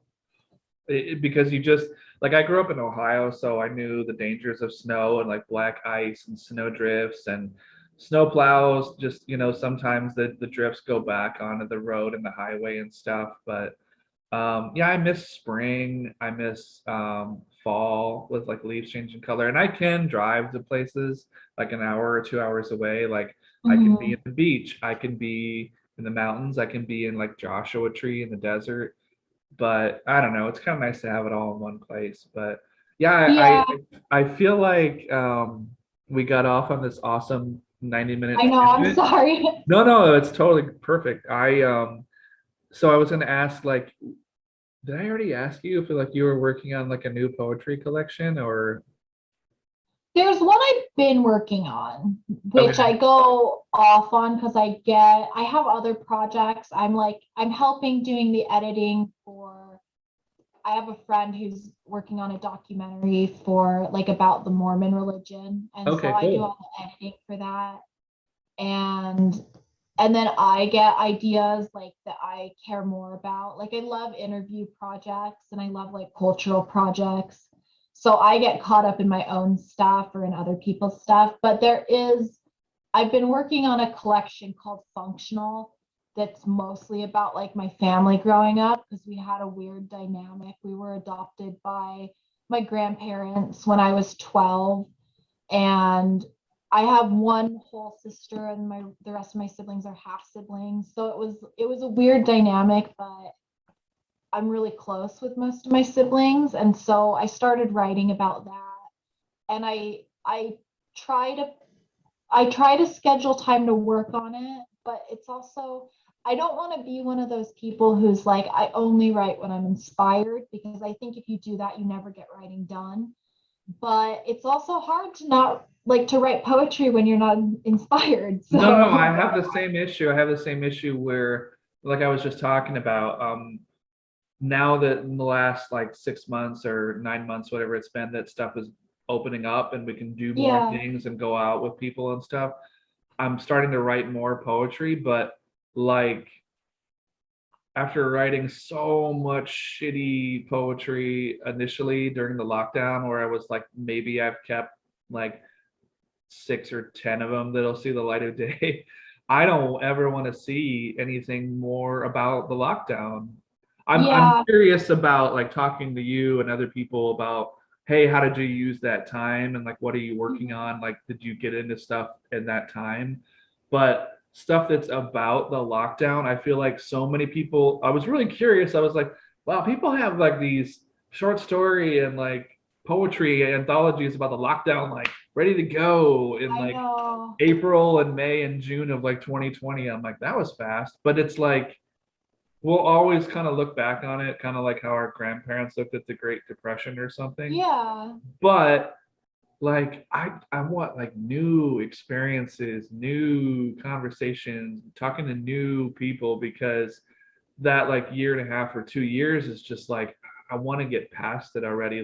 yeah, Like my new manuscript, I have a few things in there, but like I took out so much stuff about the pandemic because I was like, not you're that, I still mean, I get grieving about depressed, I it. get sad just like everybody else, but I didn't want the Yeah, whole fucking like 50 poems to be just about like me. You know, I yeah. wanted to have like peaks and valleys and stuff. So I wanted to ask you about what you're working on with that. So do you think you're gonna go down the continue your relationship with like analog submission press? Are you thinking chapbook? Because I kind of feel like you could do like a full book, a full like Yeah, 40 or 50 or whatever, if you have that I much. might. I've thought about doing more chapbooks and then eventually like compiling what I like from the chapbooks into a full length book. But I also like, I just get into where I'm like, I'm writing and I'm like, this would be great for this. But then it all ends up being different stuff. So it's like, I might as well keep doing it until I can put it into a book. And like the pandemic didn't, um, I'm pretty introverted. It didn't really change a lot for me. Where I was working in Salt Lake, I ended up being the only one who worked in the office, and then everybody else worked from home, which I loved. And I don't know, my dad, he's very old. So I had to like sit down and be like, you don't need to go buy chicken breasts every single day at the grocery store. I will go for you. So I felt like I had less time and more responsibility during the pandemic, especially in Utah, because I got crazy with my family and I was like, none of you leave the house. I'm already out, so I'll do everything. Yeah. But I didn't write much about it. I think I wrote one poem after a conversation with my daughter where she was like, what'd she say? She was like, scientists have been telling us for decades that if we don't take care of the planet, new diseases are going to show up. So why is everybody surprised that a new disease showed Well, up? not only that, but it's like we went through something similar as a country 100 years ago with the Spanish influenza. So Yeah, it's not, it's just that we weren't alive, or our parents or our grandparents weren't alive during that time. So so it public feels has a short unreal. attention span, short memory, you know? Yeah. Yeah, I mean, I'm of the opinion that COVID is going to turn into what the flu is, and every single winter there's Yeah. going to I be mean, me new personally, I haven't got vaccines the being booster developed. yet. I've got the 2 shots, but it's like, That's how I being a am. parent, like I have to plan that time so I know that next day I'll be useless because of this, the flu Yeah. symptoms you get where you're like, you're going to be coughing, sneezing, riding the couch, fever, Yeah. whatever. So it hasn't happened in a point where it's like, oh, I can stop working for 2 days, or oh, I won't have to take care of my daughter for 3 days in a row or something. It's like, Yeah. there's no guarantee Uh, you'll be feeling better even 2 days after that. So it sounds yeah. dumb. It's a dumb reason, but as a I single got parent, it's like I vaccinated. gotta plan it. I got vaccinated like the two initial ones, but I only got vaccinated because I had tickets to go see Louis C.K. and the venue, they were like, you have to get vaccinated. Otherwise, I probably would have waited just because I would have been anxious about it. But I mean, I haven't had time to get the booster. I'm scared to let my daughter get a vaccine. Like, I'm My just daughter nervous. hasn't got it either, even though I kind of want her to, because I'm I so kind of worried want that to. I'm so nervous schools about and like events that she wants to go to, they're starting to demand the vaccination card, and she Oh doesn't have yeah. that. And like we used to do a lot of fun stuff like movies for kids that weren't quite done yet. They'd have like a sneak screening, and we used to run around Yeah. and do like we got to go to see the Fantastic Beasts movie that a couple months Oh, how early, cool. and she really Yeah. liked it. But that I'm worried that now a lot of these activities, it's like, well, you got to show proof of vaccination. So, not can't say anything about it, but that's not totally my decision. So, um, Yeah. but I got to ask you because of the chapbook that you so graciously sent me this morning, and other writing and stuff, and what I've kind of gleaned, from other interviews. Um, you've probably gotten like outside pressure from friends or family to like cave and like neuter your style or change Mhm. or what you release. And um, not that I have quite the similar style as you do, but I talk about things freely and I use profanity Mhm. and this and that in my writing. And let me tell you, like, don't let anybody tell you. I mean, not that you needed to hear it from me or anything. Yeah, but still, it's nice to hear. I mean, I don't think I could. I don't think I could write if it wasn't very explicit and confessional. But I only have one sister who I will let see my work before I publish it. Because Smart, yeah. she Well, that's doesn't and then you've care. said that before about like your parents and grandparents and stuff. It's just you can't edit before you write. Yeah. You can't block the flow or whatever. Just a raw, what I call the lightning zygotes when they land in your brain to think of Yeah. something. Just you've got to chase it down. And for me, short stories and screenplays are different because you set aside time and it takes like days and days Mhm. to like work them and I don't know, beat them into submission or whatever. But um, like poetry is all about like chasing the feeling, getting it down, Mhm. like wrestling it, even if it doesn't want to be wrestled sometimes at two Well, or three in the morning. I think poetry is really therapeutic too, because a lot of it is talking about emotion more than anything. Like, even if you talk about the event, you're commenting on the emotion surrounding the event.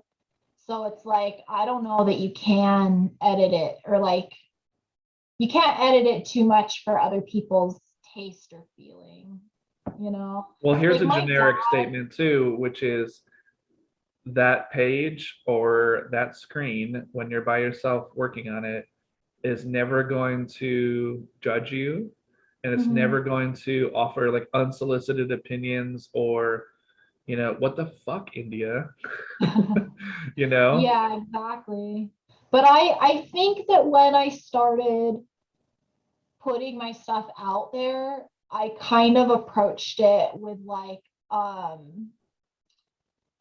would say anything, and I I would not, I had a hard time with people interpreting it not the way I wanted them to interpret it. And I had to like divorce myself of that feeling and yeah, just be that's like, once you frustrating. put it into the world, it's for other people to interpret, you know? So I've had to divorce myself from the feeling of being like, no, this is what I meant by this line, and like look at it again, you know? But that One could just thing be that getting you, older too and not giving a shit anymore, right. like caring less about what people think. And one thing that you said in the podcast that, was from a few years ago that I had such a hard time not believing you, but kind of like thinking about the way you came off in terms of the way you talked in the interview and also the way the writing comes off the page is that you were saying that you had such a hard time like or did not want to like read your work in public at like an open mic or whatever. And I'm like, really? Like, not that I don't believe you or you were talking about having anxiety or whatever, because we all get stage fright and butterflies and stuff, but just like you come off as such like a badass and like super confident that I just imagine you like going up to a podium with like a notebook or whatever and just being like, this is how it is. And I still get shy about that. There's something about I and can go to I believe you, I but can it's just like I really? can go to a party and tell a story and like demand the attention. But if I'm supposed to get on a stage and the attention is already directed, Be I have honest, a because you're really at that hard party with your time. wine glass holding hands, right? I love that. I love that. Well, you have the But when liquid it's courage like, too, so ooh, the idea of walking up to a microphone and everybody's already paying attention, I'm like, I don't know, it's scary.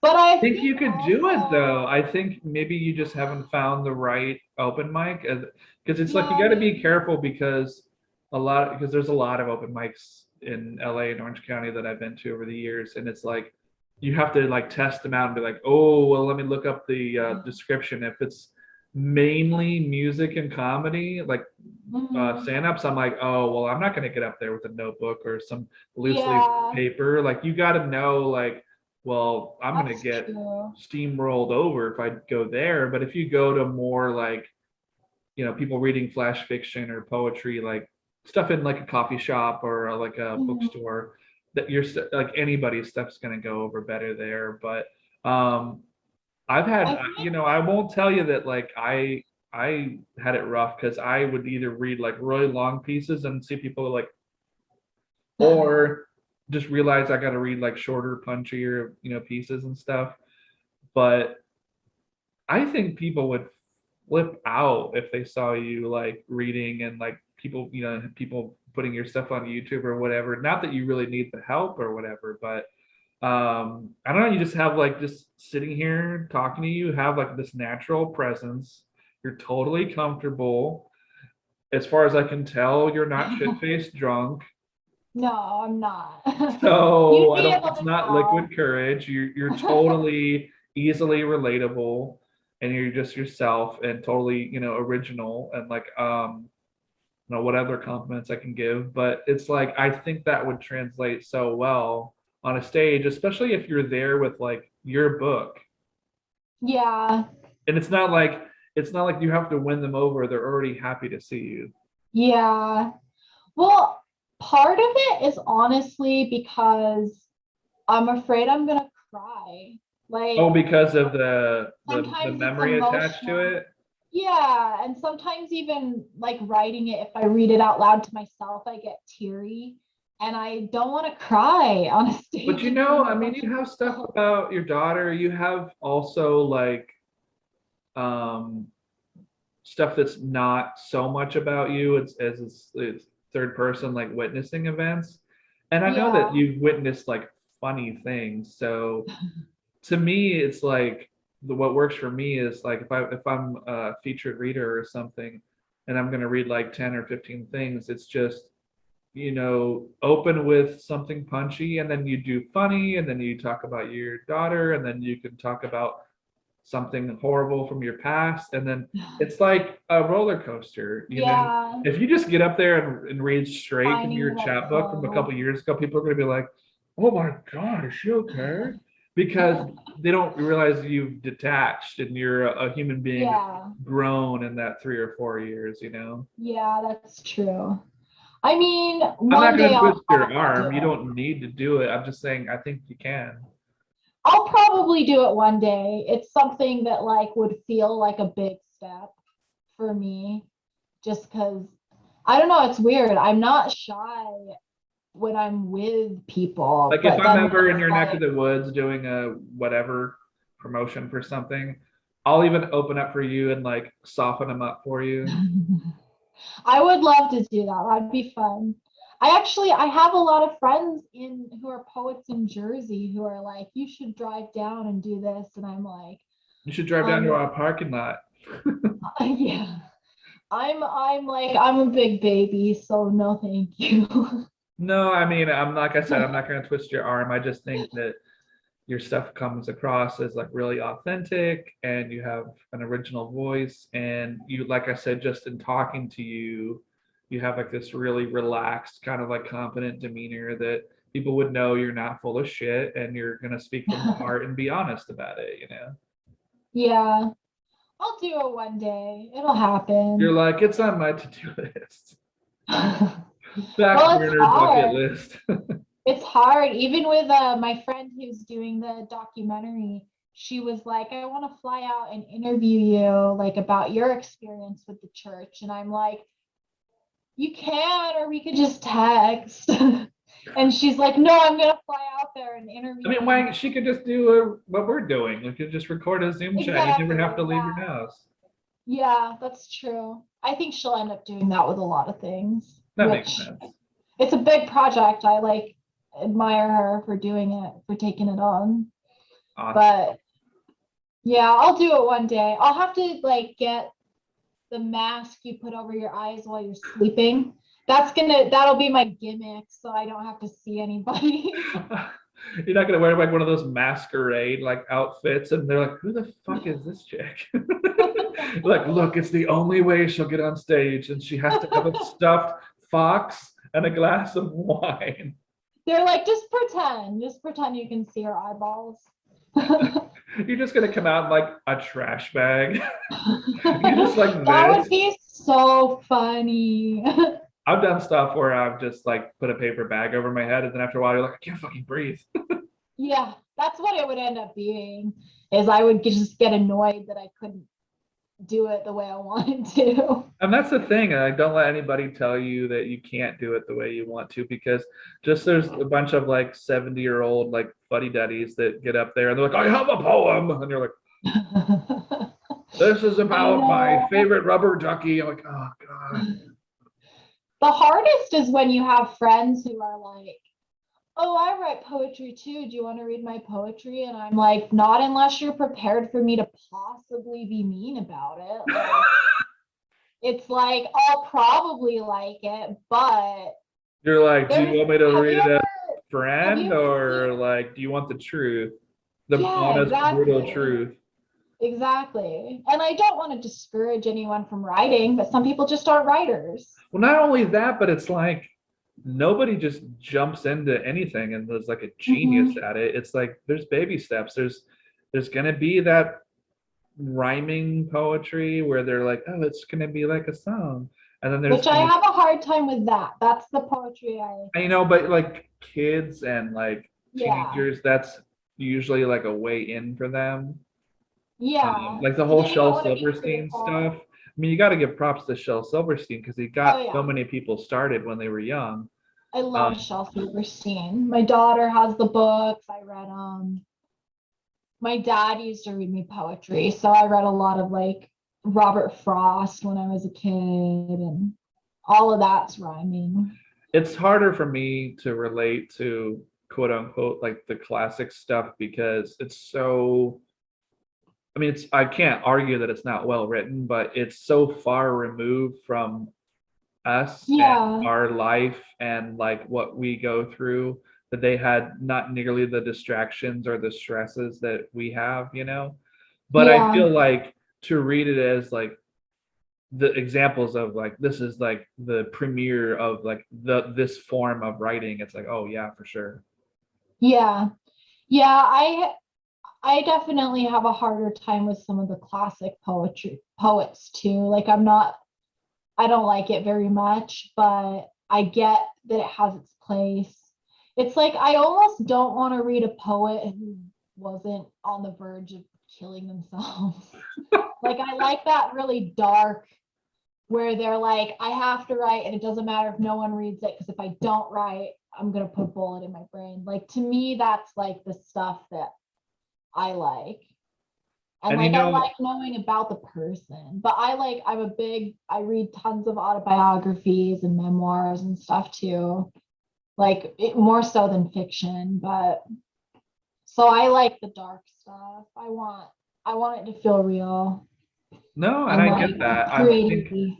my poetry is that way for me, but I know you do other kinds of writing too. And like I said, I write short stories, which 99% of it is like not about me. It's about creating characters and all that stuff, and screenplays too. It's not autobiographical or anything, but like the poetry is like something I save for me, for myself, where it's like, Very personal. yeah, and it's like something else I was going to ask you too is like, what would we do to like purge ourselves and like if we couldn't write, you know? Like how would you get that anxiety and that expression like out of you, you know? Because there's like you said, sometimes you have to cut yourself off from friends and family and just like I'd be focus. a drug addict.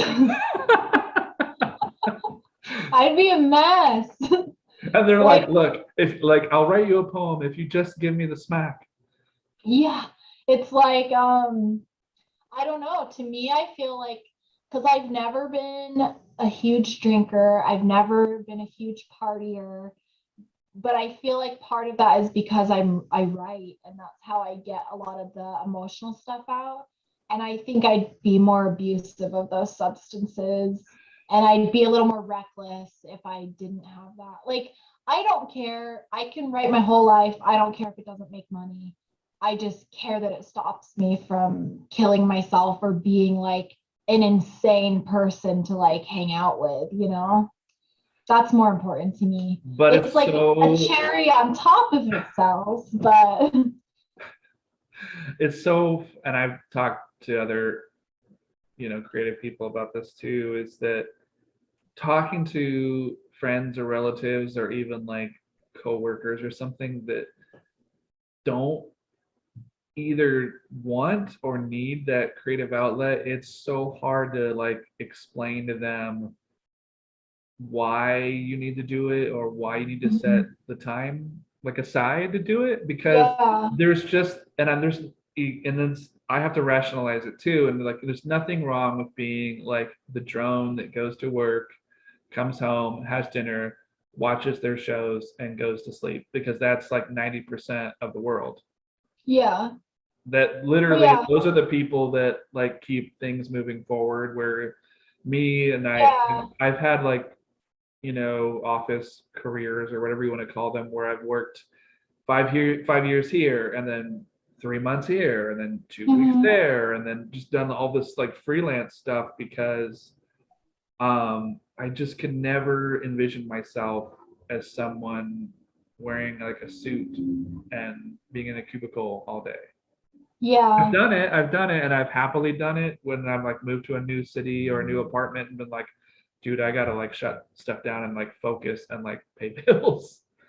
Yeah, I have too, but it's hard. It's sort of a shame that there's not some kind of system that allows people who are just because there are people who are just good at doing that. And it's awesome that they have the ability to do it, but there's some people who just aren't. And it's like, Some people are still stuck in the matrix. What can I say? But yeah. I feel like there's been times I've had, and it's like you got to be careful. I think starting like new jobs or new like assignments or anything like that when you're in an office environment, then that sucks. But it's like you can't really reveal a lot of yourself to people Mhm. because there's this stigma of like, well, if you're like really good at being creative and like, how come you don't make enough money that you don't have to do like freelance? Or Yeah. how come you're not like Stephen King or J.K. Rowling or, you know, Stephen King. whoever? And it's like, Yeah. that's such a small percentage of the people Oh, who call yeah. themselves writers. Yeah, exactly. Well, and I don't know. I think there's just a lot of people who don't understand. Like my sister who's just younger than me, she has always been one of those people who's like, well, if you're depressed, just take your medicine or just be happy. That Like those are never your never options. works. It doesn't at all. And then, but her daughter is 13 months younger than my daughter. And her daughter was maybe 2 years ago diagnosed with anxiety and depression. And she was like, until that happened with my daughter, I didn't get it. Like, I didn't get that you couldn't help It it. has to hit close to home. Yeah, exactly. And so because she even sat down with me and she was like, can she just text you about this stuff? Because I don't know what to tell her. And I'm like, yeah, absolutely. I don't care. Yeah. And then it's funny, my daughter is a lot more like my sister, which is, it's weird how it turned out. No, and you can't predict it and you can't guide it and you can't change the course of the river or whatever. But so with like the type of writing that you do for yourself, I mean, I know I haven't really focused on the editing, but to me Mhm. it's much more interesting to talk to you about you and your work and your experiences. I as awesome as Horace Lee's trash is, and you guys were gracious enough to publish one of my stories a while back, but yeah, I'm just more interested in your stuff. So I'm so glad that because I've, like I said, read the other interviews and podcasts that, I know you've gotten like flack from family and friends and Mhm. strangers about like what you do and what you say and how you say it. And Yeah. I'm so glad you're just basically like this because Yeah. it's so refreshing that it's like finally like other people I'm meeting are just brutally honest, telling it how it is, talking about like their life. And so Yeah. I just wanted to like commend you for that. Well, thank you. I feel like that's the only way to make, like, if I refuse to talk about hard stuff or mental illness, then there's no foundation set for it to be more normal. And so I don't know. I probably couldn't stop myself from talking about that sort of thing if I wanted to. Like, I don't want to, but if I tried, I don't know that it would be And successful. I mean, and I know you get this probably ad nauseum, but like, why is it in 2022 that people are still so uptight about sex and physical contact and like sharing emotions about how like people make us feel and how we feel about them? Like, it's like TV shows, people can get shot in the Yeah, face. I know. Well, that's funny too, because like I can't remember the name of it, but there was a movie on Netflix about, it was a French movie about these girls who were on a dance team and they were twerking, but they were like young girls, like 11, 12, and Americans freaked out about it. But to the French director, she was like, well, you guys have all this violence that you let your kids watch. Like, why aren't you freaking out about that? Like, to me, this is no big deal because it's what's happening. And so, like, I think it's societal mostly. But I also think a lot of it comes from the fact that, like, America's history is deeply connected to Christianity, unfortunately. Yeah, it But reminds me too of that old Chappelle show skit where I don't know if they were like Protestants or something, but he was like, "Can we just have sex through this flap in my boxer shorts?" So there's like barely any like physical contact with the rest of the yeah, body, and it's just like, but I've had those experiences too where you're talking to like a coworker they don't really know, or you're getting to know across like a lunch table, and they're like, yeah, "Oh, so like, what do you do outside of work, and what are your hobbies, and this and that?" And you start telling them, and they literally just they're having their cup, and they're just like this, I know. and then they keep the It's cup up for a true. long time, and they're like, or they have it in front of their face, and they're just nodding, and they're like, "That's great, dear. Oh yeah. So, I've had that okay." so much. I've had that so much. And after with my daughter's father, we were married, and after we got divorced, I just did the open relationship thing. I was in a lot of polyamorous relationships and stuff, and I didn't really want to commit to anything for a long time. And that was one thing where it's like people would talk to me and you would see their faces. And then you would either have the people who were like, she's going to hell, or the people were like, how would I bring this up to my husband? Like, and it's like, okay, so everybody wants to talk about sex and depression and religion and mental illness. Everybody wants to talk about that stuff. Just people don't know how. Like, it feels good when you have a friend who you can say anything to.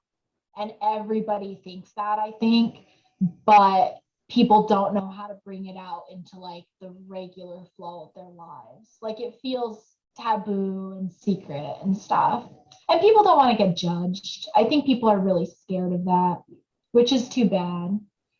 It's too bad because if you really think about it, like life is short and we're only here for a limited time. And it's like, I don't know about you, but like, I don't want to be like wherever I end up on my deathbed thinking like could have, should have, would have, why didn't I? Well, it's long too. Like, I agree, like it's like life is short, but it's also a long time to stop yourself from doing the things you want to do. Like, that's annoying. Yeah, I There's a mean, one of lot of the things I decided, maybe you did too, there was a time where it was like I had to just keep my writing to myself because it was like my daughter was like really young and I had to just like Mhm, focus everything on her and I had to like not hang out with friends and not go out to do things and just, when she was really young, it was just like it had to be like all hands on deck and I had to just mhm. not turn around too much because I was like, oh, she's gonna fall. What the hell? And and Yeah, um and now that she's like middle school and basically, I mean, she still needs me to like cook and drive her places and yeah. uh, you know, uh, dad's just become like a walking ATM at a certain point. But like, Become very independent without actually having the means for independence right. very But now it's quickly. like, now I'm like, you know what? Now is the me time. Not that I didn't do Mhm. me time before, like when she would go to sleep, I would write, but now it's more like I can do stuff like the podcast. I can get back into doing more movies stuff because now I can have time to talk about it with other people and like promote it Yeah, and like meet other people and like be collaborative and work on stuff. Whereas before it was just like every day was just like, oh, I talked to this guy Scott that I was talking to before about it, where it was like at a certain point you become a parent, you're like, it's a never ending stream of running errands where oh it's yeah. like, wait, did I get that thing that I need for like dinner? Or like, did I do that thing that the school asked me to do? Or like, did I do that? Like, oh, and it's like you think Yeah, you're writing notes in your phone and it's everything. awful. I think I had my daughter's, the school nurse must have emailed me like 3 or 4 times to get for her to get a physical. And finally they were just like, the doctor was here at the school today, so we hope it's okay. She said she was okay with having a physical. And I'm like, yes, thank you. Because I'm so bad at like actually getting that stuff done. But like, yeah, I don't know. She's good now. She's sort of like my boyfriend and I are with each other, where like if I'm on the computer typing, she just sort of leaves me alone because she just knows, you know? Mommy's working, yeah. Yeah, exactly. She sees it as work, which is My what daughter I does call too. it. Like there Because were I a do the couple of same times thing. I tried to do podcasts when she was here, and she would just be like, and just go in her room and slam the door and be on her phone or her iPad or whatever. But I just learned that it's just best to just do this stuff when she's like not around so I can focus Yeah. and not worry about her if she's I can't worry about her at 12 if she's bored because she has books, she has a TV, she has her phone. So Yeah. I'm the same way with my daughter because she has everything and somehow she so finds a much way to more than be I ever bored. did when I was 12, you know? Yeah, same here. And like, I was raised by my grandparents who were born in the 1930s. And so it's like I was raised as a millennial, but like I was born in the 40s or 50s, you know? So it was That's like, what they knew. yeah. So I also, I don't know. It's just like my grandparents, if I had said I was bored, they would have found like 50 chores for me to do. My So, parents were somewhat similar, but like I said, we didn't have cell phones, so it was like, well, if you're really bored, I need some help in the backyard. Like, oh, I'm not bored. yeah, we were like that. And I didn't get a cell phone until I was 15. And my dad took it away from me once and I threw a fit because I didn't want him to take And it. didn't it seem like your And world was ending? yeah, which seems so absurd now. Now it's like I try to get away from my cell phone. But he was like, well, if you're depressed because your cell phone's gone, we'll take you to a psychiatrist so you can get on the correct medication. And I'm like, all right. They don't get it, because it's the generation gap. It's because they don't have any frame of reference for it, because they don't care about Right, social media at all. They don't use it for right. marketing or to plug their books or their jobs. So Yeah. Yeah, my dad. It's funny though, because my dad, he turned 87, my grandfather, and he just got a smartphone recently. And so he'll send me articles constantly. Like he won't talk to me about politics, but the two of us will passive aggressively send each other articles all the time. but that's his way into it. That's his way into it. I know. He's so funny. I love my dad. Like he's seriously, I've been lucky to know mostly good men my whole life. So it's like most people I feel like have the opposite where they have these horror stories and I've had awful stuff happen, but most of the men I know have been great men. We've all had like awful Most of the women stories I know and have been shit worse. relationships and Yeah. friends that have betrayed us and backstabbed us and jobs that don't work out, and it's like, but it's not so much about what happens as it is like what you do with the pieces and how you pick yourself Mhm. back up. And I feel like fucking Dr. Phil now, but like, that's just what it's I all love about. Dr. Phil. God. Sometimes the shit he says, I'm like, even people in the rural South are like, we don't talk like that, dude. What are you doing? I know. Where he He says stuff like, they're like, and I thought this was going to be what I should do with my life, and it didn't work out. So I did this, and then I got hooked on crack, and then, blah, blah, blah, blah. And he's like, boy, you're just like a horny toad bumping your ass across the highway of life. And he's like, that disapproving, like, I and know. you're like, I how always the fucker have a TV show? My sisters and I used to watch his show together, and we were like, it's fun to watch because it reminds us that our family is not the most fucked up. We were like, we're not that It's like a bad. visual train wreck. You're like, people look up to this guy, and he's literally just judging them, making fun of them, and talking in an accent. And you're like, I it's got to be know. like Jerry Springer, where people just would go on the show to fight and say they were on Oh Jerry my Springer. God. So All those shows are in a weird other dimension where they were no, like it's like monster truck rallies where it's like intense. people pay to go see trucks hit each other. Like, all right. Like you can just I watch think the that YouTube. about But I monster was truck there, rallies. man. I saw this truck and it had like 18-foot wheels and it ran over a clown car. It was amazing. I'm like, you could have watched the YouTube video home, but I was there. You're like, okay, calm the I fuck think down. that about that, and it's because I'm from northern Utah, but I love rodeos. Like I love watching people get bucked off a fucking bull, but You're like people, pain. and I'm like, I don't know, like I got really into the TV show Yellowstone too, So and good. I was like, it reminds me of home because it's so that kind of Have cowboy. you started watching 1883 yet?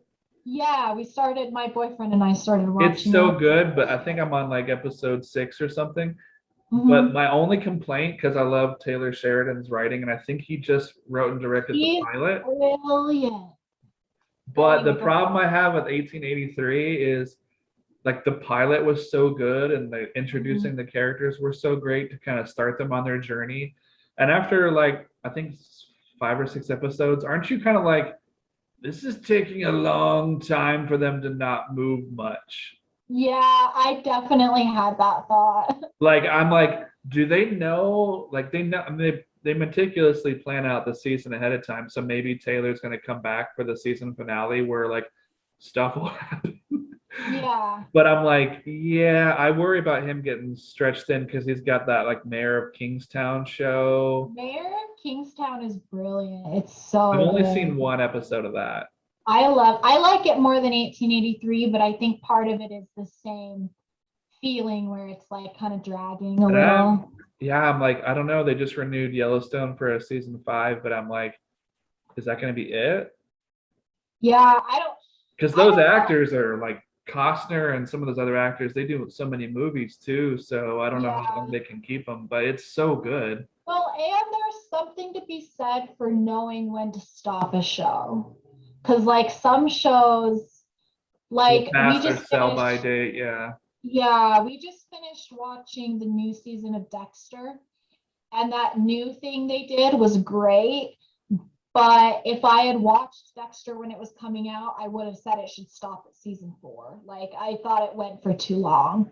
And so there's something to be said for knowing when to stop it. Oh yeah, what's the So zombie show, The Walking hopefully Dead? Yellowstone doesn't Oh, go for too long. What Walking was Dead should that? have ended like 5 or 6 years ago. Oh my God. I I got can't bored of even watch. Walking I Dead. haven't watched it in 5 or 6 years. I just don't give a shit anymore.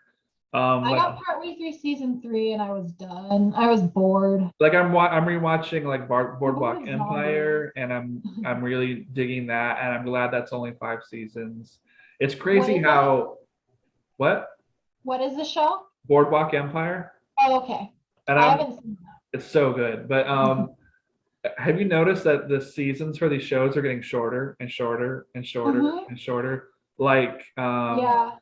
I'm glad that my daughter will still sit through like Marvel stuff and like the Star Wars stuff with me because I kind of brought her up with it. And the great thing about those mythology shows and stuff is that they do have strong like female characters and everything. Yeah, And of that's course, true. once Baby Yoda came in, she was just like, oh. I know. So was my daughter. And And I'm my like, it's daughter really loves about this, and she's like, don't care, don't care, Baby Yoda. my daughter loves like 80s slasher films. She likes horror movies, like any of Mine's them. getting into it too. Yeah, but she loves the slasher films. And I'm like, I'm so glad you like this and not Midsummer because I'm not going to sit down and watch like a 3 hour elevated horror movie with you. Like, Right. Yeah. the only Torture thing I porn can is a do little in these hard movies, yeah, I would never yeah. subject mine to like torture porn, but like my daughter,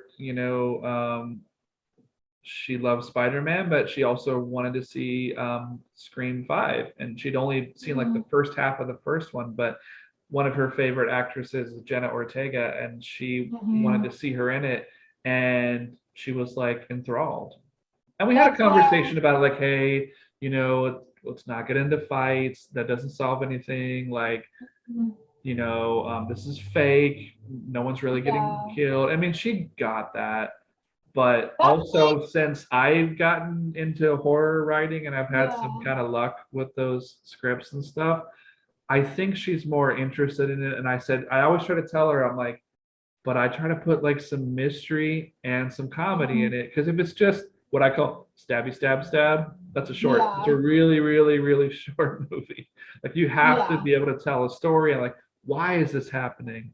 What does this one character know that she's not telling the other characters? And it's like, and she's like, what do you mean? I'm like, well, Scooby Doo. And she's like, Scooby Doo is for babies, blah, blah, blah. And I'm like, I yeah, love but it starts Scooby-Doo. there. Like, you have to understand the way a mystery works before you get to the stabby, stab, stab. And she's like, Yes. I like the stabby, stab, stab. I'm like, it's okay to like the stabby, stab, stab, but, like, you gotta have a little bit of stuff going on, or people are gonna not want to watch. They'll be cheesy. Yeah, that's yeah, my daughter got into the horror with the It movies when chapter 1 and chapter 2 came out. Chapter So one, she good. didn't want to go see it. And then when chapter 2, when it was coming out, she was like, we could watch that together if you want to, Mom. And I'm like, okay. Yeah, mine too. That's her She wanted to favorite. see it. Like So, when the first one came out, she was like way too young. There was no way I was going to yeah. take her to see the first one, but she knew the marketing because she Mhm. was like, "Oh, it's a clown." I'm like, "No, not Yeah. really. No." Because when she was like 11, I'm like, they're 10. I'm like, no. But by the time the Yeah. second one came out, I think it's when it came out on streaming, Mhm. like a year after the second one came out. Then we watched both of them. And of course, the first one she said was scarier because it's so much scarier when it comes after kids. The first one is scarier, but it's also better. Oh, yeah. And it's like part of I me mean, wishes that he wouldn't have done the adult stuff. yeah. Because, man, what a potent book that would be instead of this. Mhm. And he's even said this 1,000-page long cocaine binge about a killer alien clown. Yeah. Stephen King, I've never read anything he's written except for a couple short stories, but it's because he's too long for me. He goes on and on and on. The only I like I've the read a book, lot of his stuff. The only or I like problem, the movies based on the books, but and I can see that, and that's fair, but my only problem is that now that he's older, he's kind of repeating himself, mm, where it's like, dude, we don't need four different books about a haunted car. And they're yeah. different cars and different stories in each one. And it's like, I get there's only so many haunted objects you can do.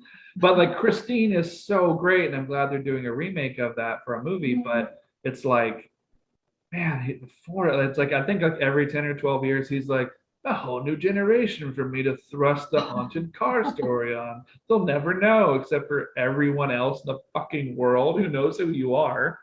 I know, exactly. It's like you're not a secret, man. I know. And he knows that too. And he's done His, different kinds of things. His my favorite is The Secret Window.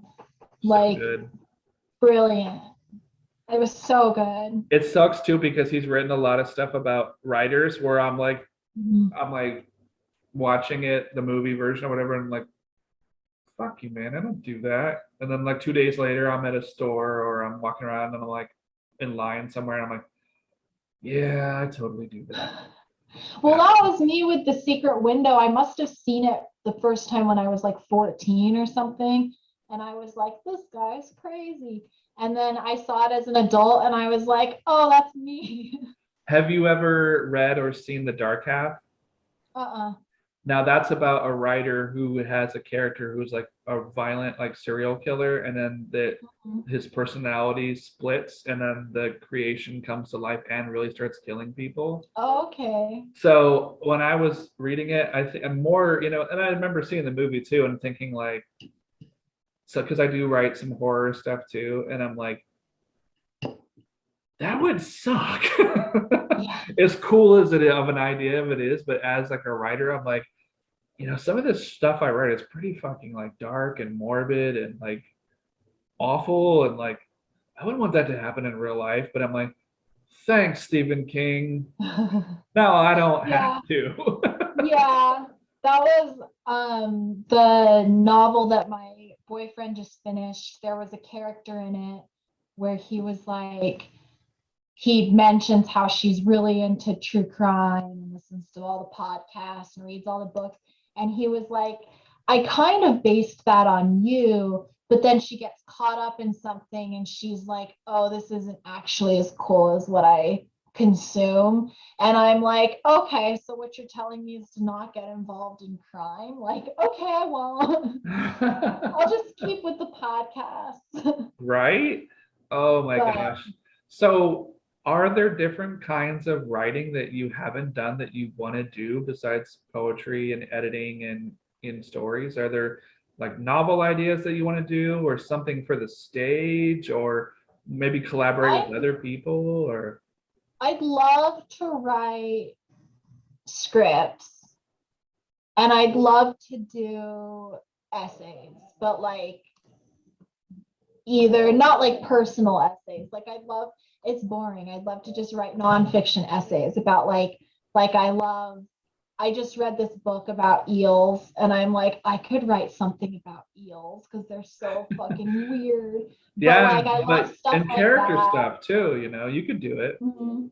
What's But the I'd love to do short stories or to do, I, in a creative writing class, I wrote a short, like not a screenplay, but what would have turned into a screenplay if I kept with it, where it was like a mockumentary, like The Office, but it was the Mormon kids who have to go to seminary class in Utah.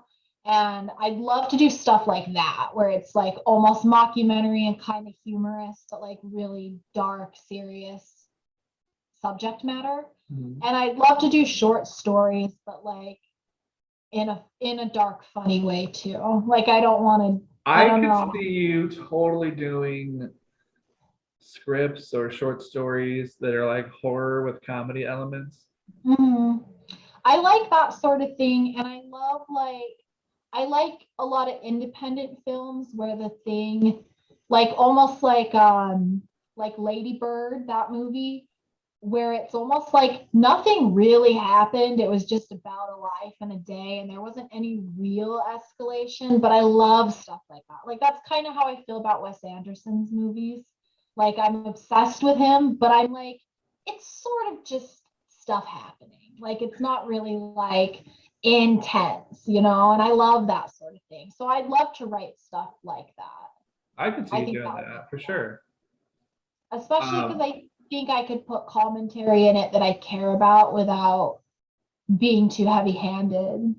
yeah, yeah. I mean, I get frustrated when I see like independent films that pull off like a really complicated premise Mm-hmm. but it seems so obvious by the end of the movie where you're like, man, I wish I would have thought of that. Like one of my favorite independent movies is Donnie Darko, Okay, yeah. where it's like you're watching it and you're like, how did he like even put this together or like convince like a studio to like give him money to do this when he was like a nobody director? Like, my God. Yeah. And then like you watch the end of the movie and it like everything comes to its like logical conclusion because that's what sucks about like paradoxes and time travel movies Uh-huh. because you're like you got to really like write the whole thing and go back to the beginning and be like I got to put breadcrumbs in this thing or else I'm going to Yeah. confuse myself. Yeah. Yeah, I would rather.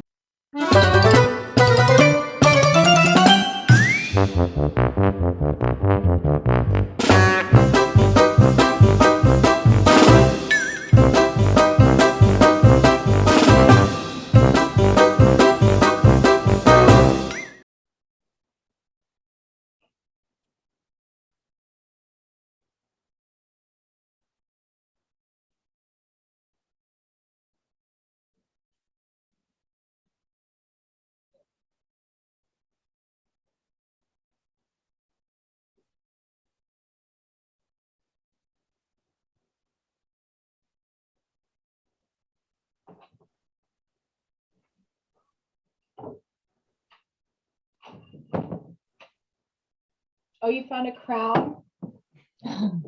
Yeah. I love it. Why not, right? And we're at this point where it's like I've switched from coffee to water to I guess Mountain Dew now. Well, I just went and I got whiskey, so Nice. I'm like, I'm jealous. I don't have any booze in the house, but I'm a writer. I can drink whenever I want. I know, like I said, like I'm jealous. What is it, Maker's Mark? It is Dead Rabbit. Have you ever had that? Very good stuff. Oh, good. I love Dead Rabbit and I love Teeling makes good whiskey. And I like Bullet Bourbon, but I'll buy that a lot. But I mean, mostly I try to drink clear liquors because I worry about the carbs and the sugar and stuff. But Okay. it's only because when I first went to college, I went for nutrition. And I've been to college 3 times and I've dropped out all 3 times. But I was studying nutrition at first, so it got like all this crazy stuff in my head. And now I know too much. Well, I would never poo-poo or say don't go to school or don't get a degree or don't finish, but I I don't think I'll mean, ever finish. you I don't know what they could really teach you at this point as a writer and editor that you don't already Yeah, know. I mean, if you were I, like 19 or 20 or 21, I would say, well, yeah. yeah. I mean, don't let me tell you like don't go or whatever. No, I don't think my problem with school is that I get into it and you have to take all these basic classes that aren't really what you want to learn. And I get like halfway through a semester or a year, and I'm like, I could learn all this on the internet for free, and I hate the system and blah, blah, blah. And then I drop out. So it's like a waste of money for me. Well, that and it's sometimes it's the way that the information is delivered. Like you've seen the movie Ferris Bueller's Day Off, right? It's my So favorite. I like actually, I wanted a tattoo for the longest time that said, "What would Ferris Bueller do?" But I never got it. I That was just an early 20s idea. I just feel like I mean, they were older people playing younger people, but so many of those teachers from the high school there reminded me of professors that I had in college. And to be honest, I only went to Kent State for a year. And then after that, I went to Second City for improv or whatever. But Kent um, State. Every time people are like, it's May the 4th, I'm like, actually, it's the anniversary of the Kent State Massacre, and which is it's where Devo came from. like, "Meow." Yeah, I'm Thanks a for killing the buzzkill. room, lady. It's Killing the I vibe. love Devo, and Devo is connected to that, so I'm obsessed with it. Yeah, a lot of bands came from there. Chrissy Hine from the Pretenders is from Mhm. like Akron, really close by. It's so crazy. There's a band called Anyway, Dink. Yeah. Anyway, but yeah, those professors and those teachers. I mean, I had teachers like that. They were just like, in what way? And you're like, I know. I did too. I and because it's had like they're bored with the stuff too, and it's like, well, why are we here? yeah, I was lucky with my English teachers though. I always had good English teachers. But then it's like my boyfriend and our roommate, we were talking just the other day about Hemingway, and they were like, I know his stories are great, but he's boring. And it's like, I studied Hemingway in school with a good teacher. So I love it, but I don't think I'd love it without the teacher. But then also, like, because I don't want to go to college, I will sometimes Google like syllabus for this, and then I'll just read the textbook. Like I'll just Right. download the textbook and read it. And I'm like, okay, now I don't have to pay out the ass to learn this shit. So it's like, I don't know. I don't think I'll ever actually go back to college. I mean, don't It's let one of anybody tell those, you you can't, but for what you're doing, unless you want to do something different, I mean, which is possible, who's to say? I think that if I did anything, I'd get a technical writing certificate, but I could do that online from home. I mean, if you want to become like the treasurer of Monaco or some I small just want to be able to country, charge more money for editing. yeah, But then it's also like I probably get more work because I don't charge as much. So, true, true. I mean, for me, it's kind of weird because um, the college town that I grew up in isn't really a little town anymore. And then the second city that I went to in Cleveland, it doesn't exist anymore. They folded. So like even telling people like, oh, it's like this and like that, and go there and check it out, you can't. It's not there anymore. you went to Second City for comedy? Improv, the improv, yeah. That's cool. Yeah, I I like, was in a comedy group and for a while, yeah. I think that's cool. I think I can tell funny stories, but I don't think it's the stage thing. I don't think I'd ever get up on stage. But I fucking love comedians. I feel like stand-up comedy is one of the last sacred art forms there is. I think you And could totally write comedy though. What's stopping you from doing yes, that? I could write comedy. That's true. But I also I don't know. I have a hard time comedy. I don't want comedy to be attacked during like all this cancel culture and all of these different shit going on. Cause I just think, I think, I don't think anything's off limits, but I think if a comedian goes for a controversial topic, it's got to be great. Or how dare you make me listen to that dumb joke? You know what I mean? It's like, I don't think anything's That's off why, topics, but yeah, it's got to be great. I agree, but I also feel like I've done stand up in the past, and for me, it's like the stuff that I like doing that goes over the best is just to talk about life experiences and tell stories. It's like that era of like the Rodney Dangerfield, like joke, joke, joke, joke, joke, joke, joke. It's over. Plus, it's Yeah. like if you did that, you'd just be imitating him. Well, most of it is storytelling now. Like even like Dave Chappelle's stand-up specials that I mentioned earlier, like a lot of that is just him talking. And it's nice to listen to people just talk. Like when we saw Louis C.K., it was just him talk. And I love him. Like He's I'll great. never stop He's loving great. He did him. some But stupid shit, which is why he doesn't do a lot of stuff anymore. But he's doesn't make him any less of a talented comedian. that's how I feel. And like I think the stuff was stupid. I'm glad it shined a spotlight on that. But I learned about him and Kevin Spacey in the same day. And there's a lot of gray area between what those two men did. And so I have a hard time hating on him the way other people Well, there's hate a on lot him. of stuff that he said that either through his stand up or his show, which is like painfully brutally honest, but you have to relate. Where it's like, I don't remember exactly what it was, where he was like, he was so stressed out or whatever, but it was like he had to wait for like a night or something that he didn't have his Mhm. kids, where he's like, I just want to go home, eat something, masturbate really hard, and have some ice cream and go to fucking bed. And that will be like the best Yeah. birthday I've ever had for myself. Yeah. I totally, it's funny because you relate to it so much more the older you get. I had a New Year's Eve where I was like, all I want to do is watch Ferris Bueller and I want to go to bed at 10 p.m. And I did that. And it was the most fun I had in like forever. I was like, I'm getting old, but Well, and it's so funny too, because that was just a few years ago that he talked about that. And we were talking about like how in this era that sex can be like a taboo. And it's like trying to have a conversation with somebody, being like, you know, like I said, you have to be careful about who you talk to or whatever. It can't be like a coworker that you just met because they're gonna be like, what the fuck is wrong with you? Is to just be like, like so and so and my girlfriend are gonna do this thing. And I'm like, oh man, yeah, I wish I had a girlfriend. And it's just like, just gonna be me and my rosy palm this weekend. And they're like, dude, what? Gross. And I'm like, hey, you've got a girlfriend. And he's like, you could get one. I'm like, it's not like they're on clearance at fucking Walmart, dude. I know. I know. Well, I used to have that because I didn't talk to a lot of people about being in open relationships just because the reactions you would get.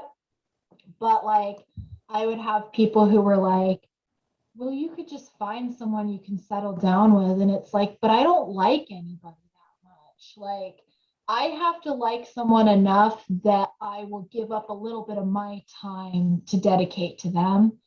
And I mostly don't like anyone that much, you know? Like, I like my daughter and I like myself and my boyfriend. Like, he's someone I met who fits into that. But it's like, I don't know.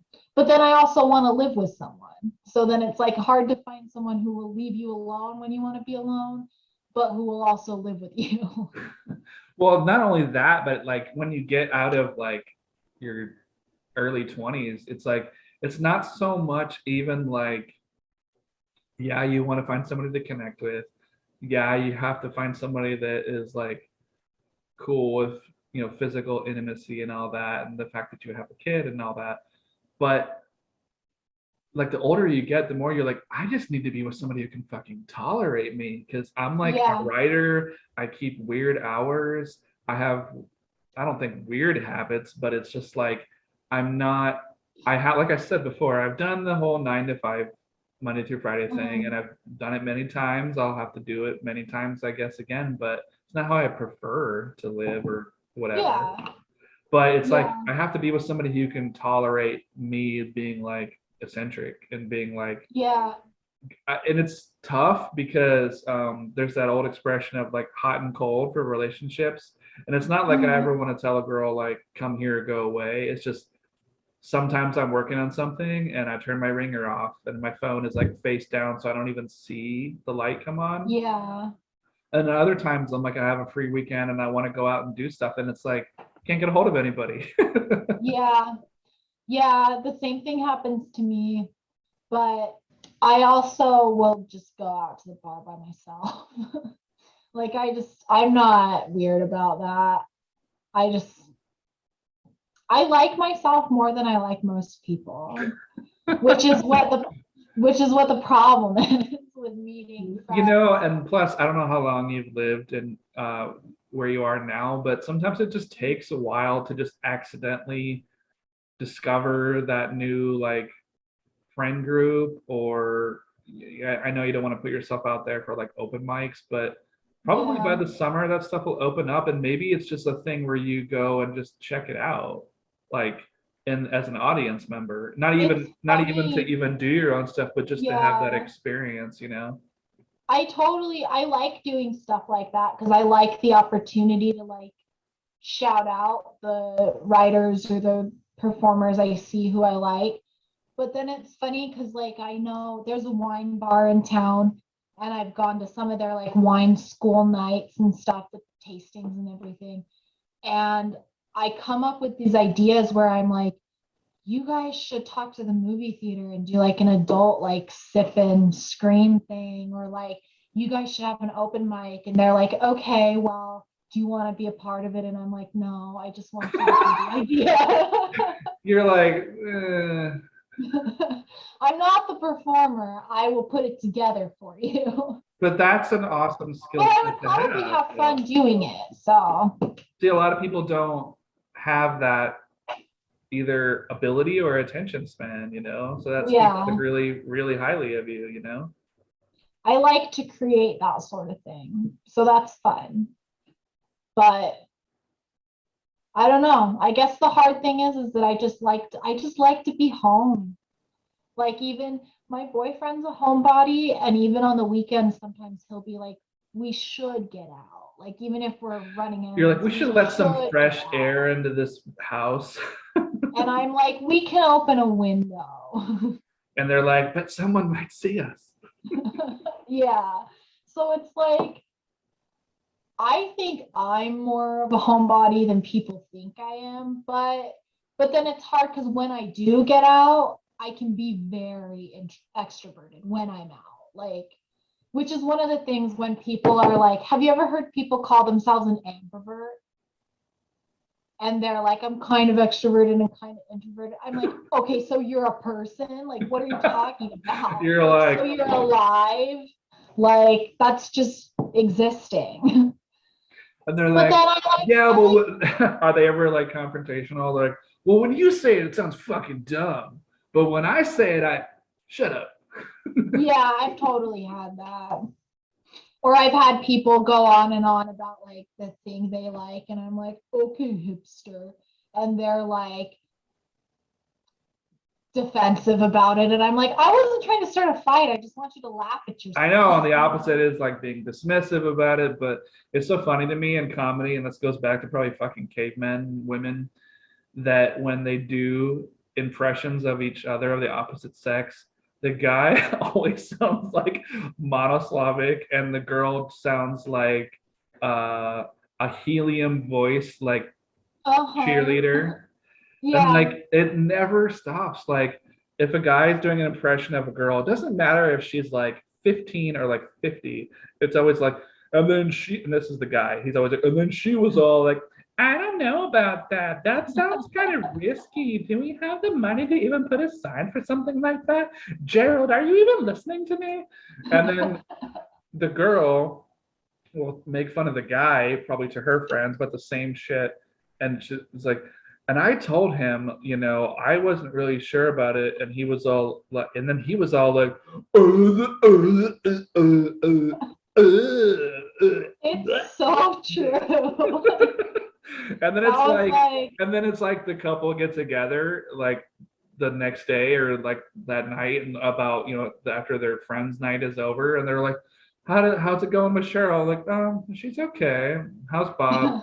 Well, he's okay. He's still got that thing with his knee, so we just kind of like hung out on his back patio, and caught up, and mainly just talked about like kids, and like maybe I'm gonna help him with like that tree house or something in the summer. And she's like, oh, that's cool.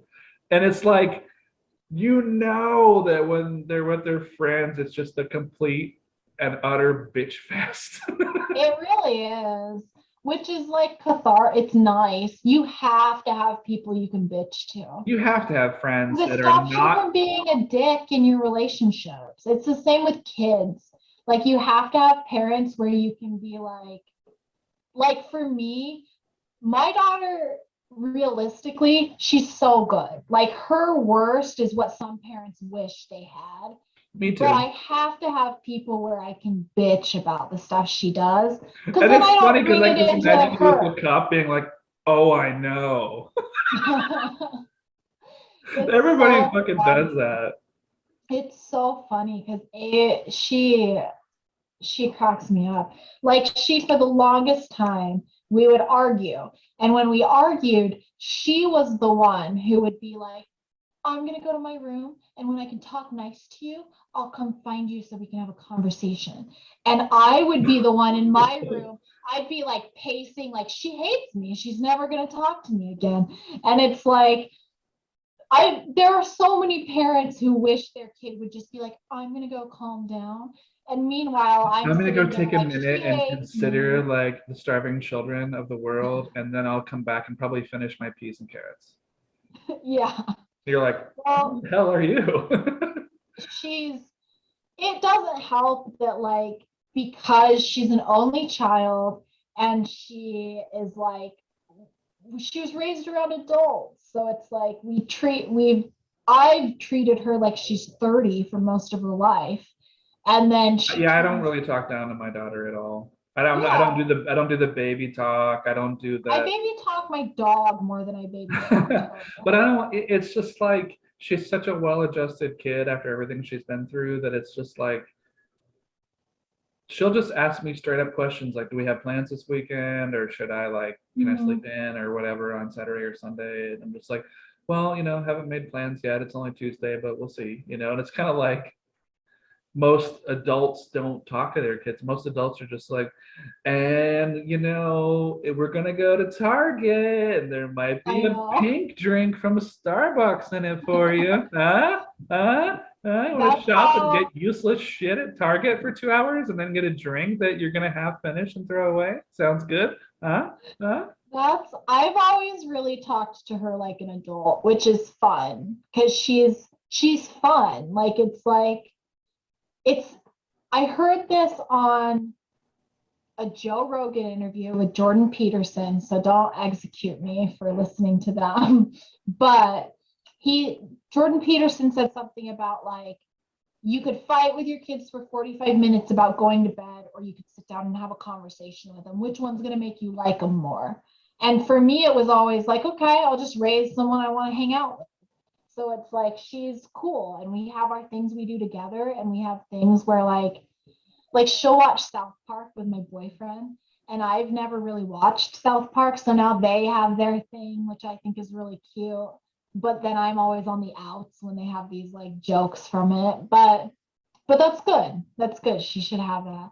But I treat her like she's an adult. I just think, and the same with like questions that she'll come ask me. Like, I think that if a kid is old enough to ask a question, they're old enough to receive an age appropriate answer. Here's the So I, embarrassing parent question for you. It's not gonna embarrass what, you or me, but in general in life, it's embarrassing because it happens to all of us that I feel like what she's learning in school in the last year or two I didn't Mhm. really even begin to start doing that until like high school, because now they're prepping them for college like so Oh, young, so yeah. early, especially with the online learning stuff. I mean, everything's going to be touchpad in 5 years, but Yeah. there's been a couple of times in the last couple of months where I've told her like, hey, if you don't get your stuff done at the Y when I come pick you up, like after dinner, let's go through it together, and you can ask me Yeah. anything and I'll help you through it, and that way you don't rush and make mistakes.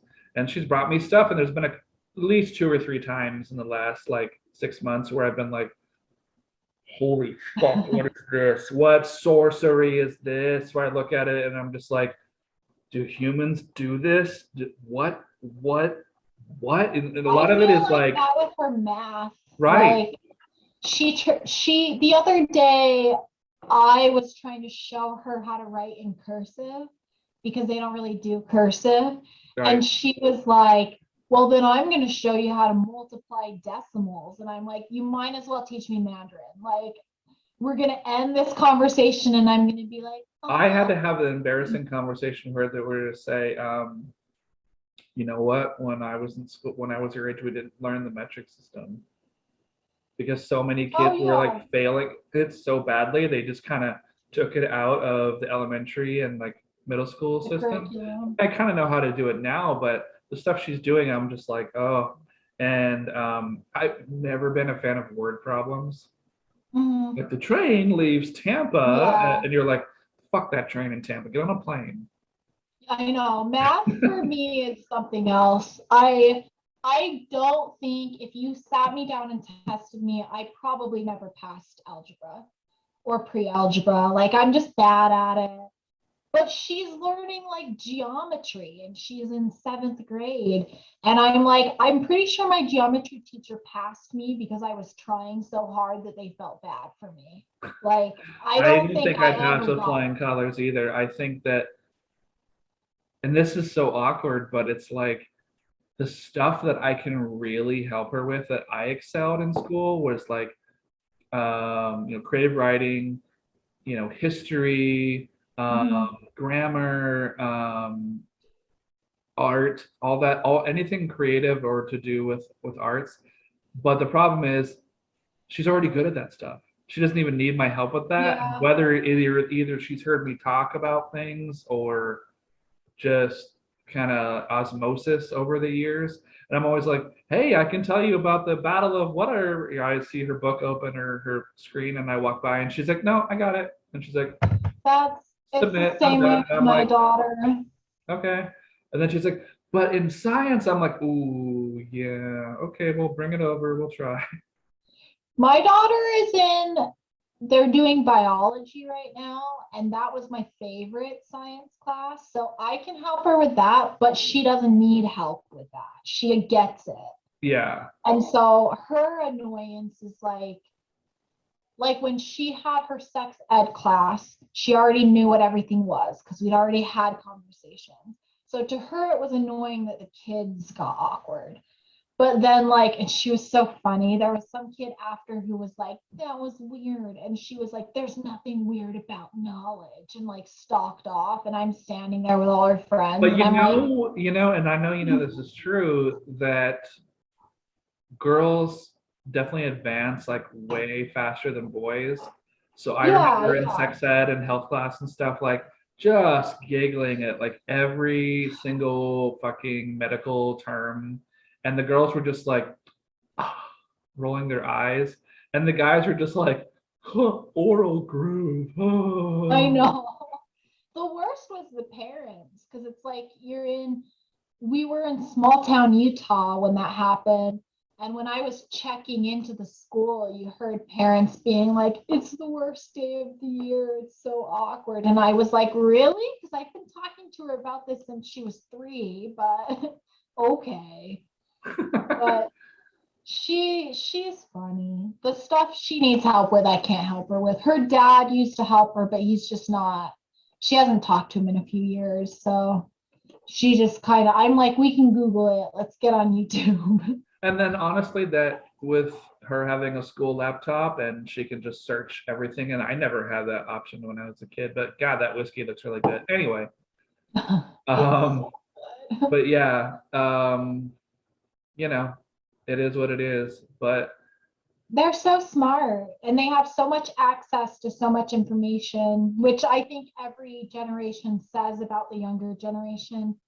But they have, like, they walk around with phones, they have a computer in their pocket all the time.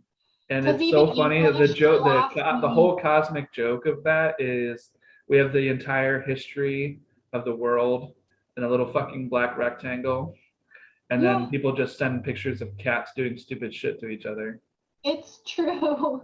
I I'm like, I I need to know what believe Napoleon did and blah blah blah, and it's like, yeah, but look at Cat Napoleon. Meow, meow, meow.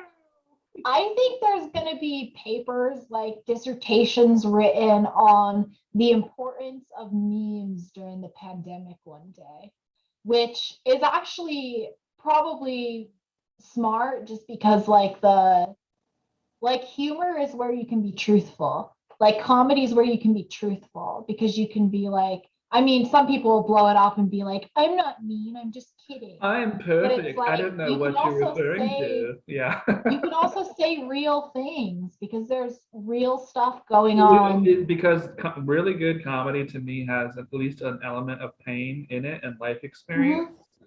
So when I tell somebody, and I've told this many times, but like when I lived in Laguna Niguel and during the lockdown, I remember going to get gas. And there's so many funny conversations at the gas station. And this lady, and I was like, fuck, man, it's like $5 a gallon, and I've only got like $20 on me, and I've got to like budget this and like blah blah blah. And this lady pulls up in like a Beamer on the other side and it's like a fucking 85-degree day, and she gets out in like a mink coat, fucking heels, and like looking fucking just wrecked, trashed. And Yeah. she's like puts it in, and she's like looking for someone to help her, and I'm like, and then she puts the nozzle in and she finally starts pumping, and then she's on her phone and she's just like juggling the phone because she's so wasted, and she's just like, oh, I know the staff is going to be beside themselves because we can only afford 6 weeks at the condo in Maui instead of the usual 8 to 9 to 10. Oh, how will we ever handle this? Oh.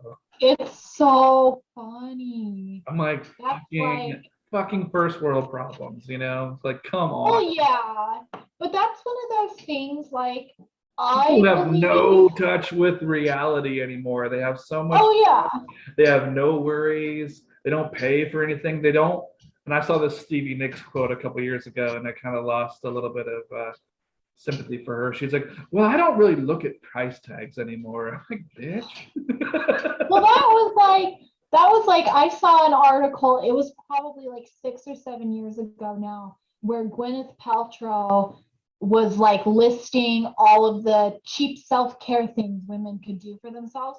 And the first thing was like a dildo that cost $200. And I'm like, go fuck yourself, dude. Like, Really? Whereas like people in rural America are getting it done with like a pickle. I was gonna say there's bananas for 45 cents. Like, but I think that if you addressed classism, like if you addressed the poverty in the United States, I think that takes care of, like, if you address classism, sexism, racism, ageism, everything else is All of blanketed. the isms, which should be Oh, that'll be the name of your new chapbook. Will be all of the isms. oh, I know. I should write that because I'm pretty outspoken about it. Write But it it's down like, while you're thinking about it. Just grab a okay, pen I real will. quick. I always Yeah, have we've a already pen been and talking for paper. 3 hours at this point. What does it matter? I know. I know. It's like the Joe Rogan podcast. Jesus, his It stuff is goes like on endless forever. though. Goes on and on and on. I know. But yeah, I think if you address that, you'd fix the other problems, which is why I think the media tries to make us focus on not that. Like I think they intentionally don't want to talk about, they want privilege to not include poor white people, because if you focus on the poor, then it encompasses too much. they can't tap into tribalism if you're focused on that, No, because for that solves sure. the They problem. don't want to let you know that there's still like 50 to 75 cargo ships off the port of Long Beach and Los Angeles that haven't been able to get their shipping containers off. So they're just like, how about these celebrity couples breaking up, huh? I Huh? know. I know. That's the same, like, I think when you had like when Trump won, and there was that whole reaction of like, if you voted for Trump, unfriend me. And it's like you effectively curated your own echo chambers. So it's like you're really what you're receiving based on the algorithms that happen in social media is not realistic. Like the reason people were so disappointed when Trump won was because you surrounded yourself with only what reinforces your belief, which is not healthy, I don't think. I think you should have people challenging you constantly in order to have a realistic view. Well, and if you think about it, and I am not wearing a Make America Great hat. I'm wearing a Burger King fucking paper crown. Neither am I. I Trump should not have been president. He was fucking hilarious. And if he was on a show making fun of American presidents, we would have loved him. That's the reason But why he he shit won, I think, on is he everything. didn't think he was going to win because he was just going to get more ratings for The Apprentice. I think that Trump thought he would talk about media like fake news, and that he thought he would lose and then create a news station and profit off of that. That's what I think was That's going on. pretty spot on, but I think what you were saying before is so true because America is what you want it to be or what you make of yourself. Yeah. So I think that part of the problem about this every person's an island thing, which I witnessed a Mhm. lot in South Orange County over the last few years, where people just create these, effigies to their own fucking reach around brilliance or whatever. And Yeah. then they seclude themselves and then they get pissed when the world tries to communicate or have interactions with them. It's like, you can't shut out the world. You can go on holidays and vacations and go to a cabin in the woods by a lake or something. But at a certain point, you got to go to the grocery store. You got to put Mhm. gas in your car. You got to live. You got to Yeah. interact with people. So what you're saying is like 1,000% like right on, because if you like try to block certain people or certain races from your life, man, you're fucking diluting the gene pool. It's like we didn't have You that just control like when humans first evolved or whatever. It's like we shouldn't have that control or desire now. It's like, you're doing what yourself a the, I mean, it's disservice. not Nazi Germany. Yeah, I think it does people a disservice, which I think is a shame because I think most people, like even the people I don't agree with heavily, I don't think anybody wakes up and they're like, how can I be shitty to this group? Like, I think most people think what they're doing is useful and helpful, but then when you isolate yourself with only people who reflect your beliefs, you never grow because you never have anything you can bounce ideas and debate off of, you know? Because it's Well, like it's one of also my about environment too and upbringing and super villains. It's the same thing. That's a good analogy of just like if you were brought up and told you were worthless and had no good and no value, and you would seek approval through other means that were outside the realm of what society considers normal, and then mm, you become this outsider, and then you become like this criminal or like villain or something, and that's just the way that the world has always worked, and it's just well, it becomes your identity. right. And it's like, but now in the last 50, 40, 50 years, we have these things and these agencies like in place to like help people. But Mm, people, there's just this disdain and people look down on people who need help. Or it's like people don't realize, a lot of people don't realize anyway, that the hardest part is like admitting that you having difficulty and like reaching out. And then it's like when you get to that point, and you're like reaching out saying like, dude, I really need help. I don't need a hand up. I need a hand or hand out. I need a hand up. And then for someone to Yeah. like slap that hand away and be like, fuck off, then what does that do to a person, Oh, yeah. Well, it's the same. I mean, based on the way that things are progressing, even if you look at the grocery store and you look at like I know that self-checkout detracts from the amount of jobs that the grocery store can offer. However, I always go to self-checkout because I don't like interacting with people. So it's like realistically, we're headed for a future where you need universal income, where you need certain social programs. And a lot of people are very against that. And I understand not wanting to help out people who aren't helping themselves, but people need help. They just do. That's just how it is. So it's like, I don't know. I feel like a democratic libertarian, which is so at odds with each other, but that's how I feel. And it's weird and it's a scary world to It's have not entered. weird. I think that's perfectly normal and perfectly safe. I think And it's yeah. I think it's a scary world to be raising a kid in, and I think it's a world that's not asking for opinion very much.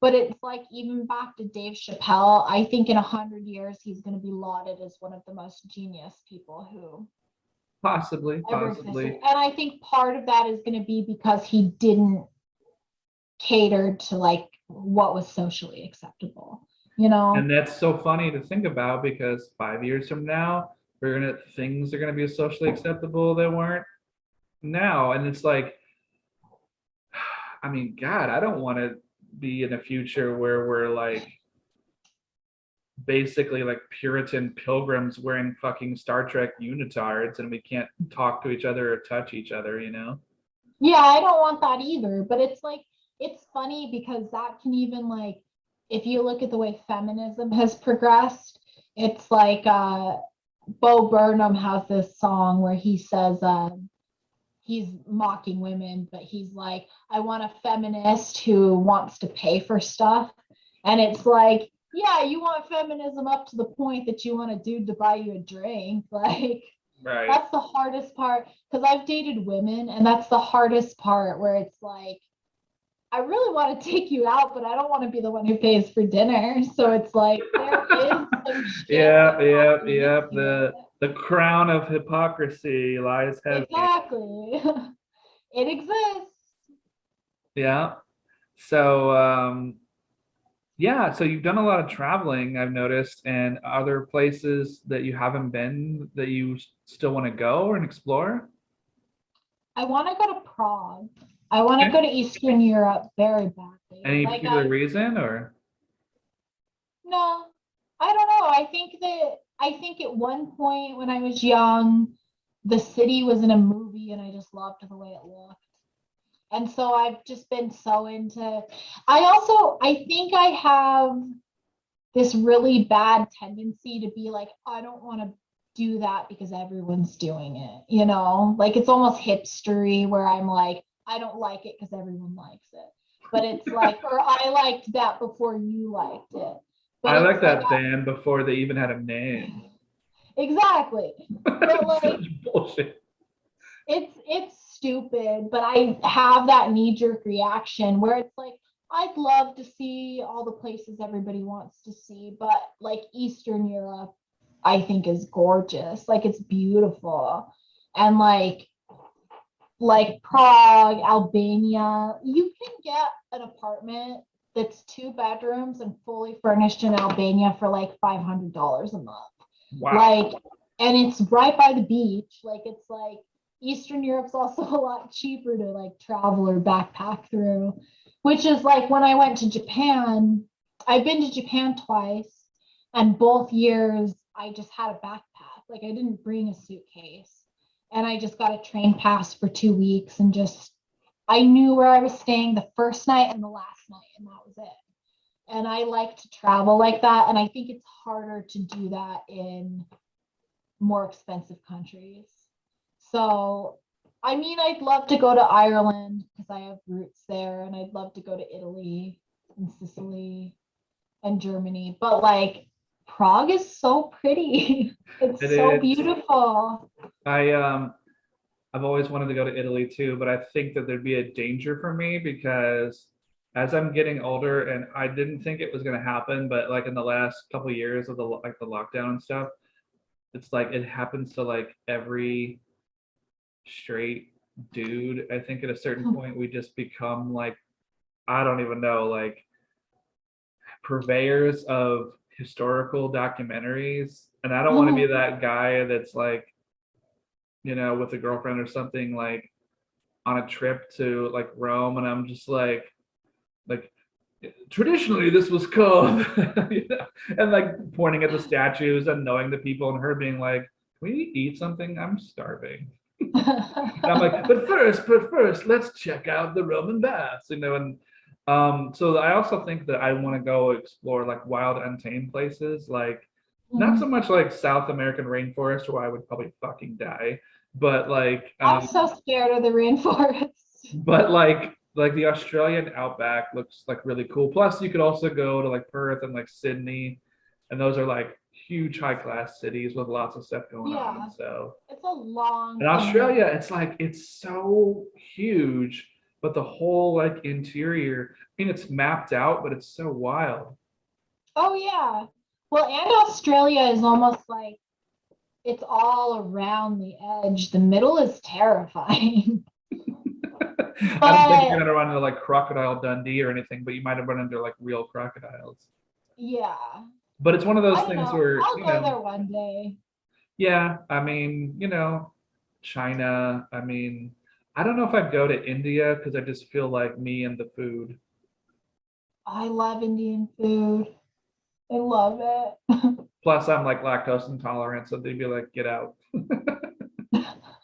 But That's so funny. Okay, but raw milk is so much better for you. I Like know. it's illegal in the United States, but I know people who are lactose intolerant who have switched to raw milk and had no problems. No, and I take, lactate pills and stuff, and it's fine because if you sat down and thought you would cry at all of the shit that has dairy in it that you eat every week, Like cheese. pizza, ice cream, milkshakes, any kind of topping on a casserole or pasta, I know that sounds awful, but it's but you should go to Japan. Japan is really easy to travel, like cheaply. but how is the language barrier though? Well, my ex-boyfriend spoke enough Japanese to get by, but my experience with Japanese and Korean people is that most of them are trying to find someone to practice their English with. So most of the time, they don't even want to practice their language with you. Oh, Because I lived in Korea for almost 2 years. And most of the time, I would try to speak Korean, and they would be like, no, let me recite Martin Luther King's dream speech. but that's like your version of it. Their version of it is like, I'm so tired of hearing this bitch screw it up. Mm-hmm. Yeah, I'm sure. And for me, Like I we're thought so like diminutive to her face. Then as soon as we walk through, they're like, oh.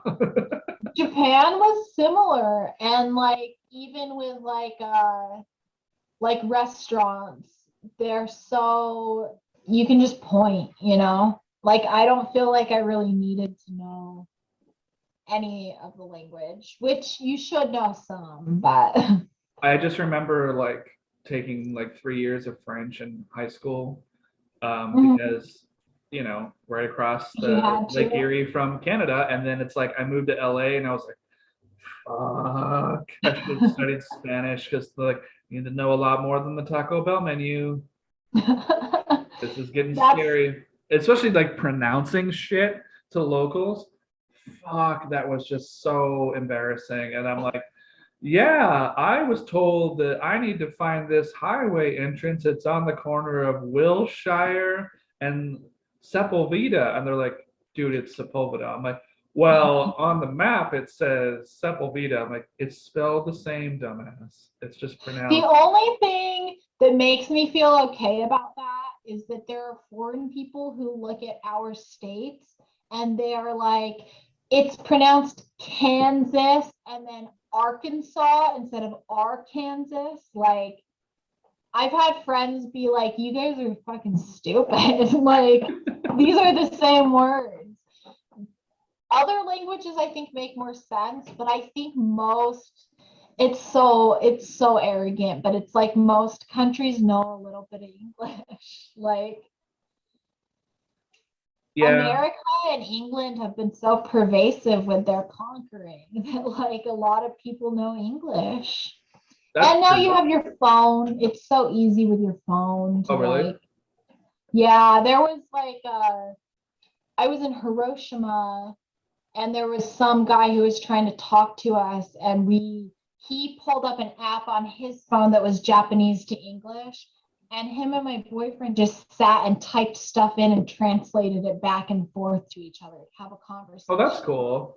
It was fun. I was like, I'm just gonna eat over here, but Japan's cool. Japan's easy to travel, especially with like their train system. You could go there and you could spend 2 weeks in Tokyo and never leave, or you could go all over the country because it's so small. It's like the size of California.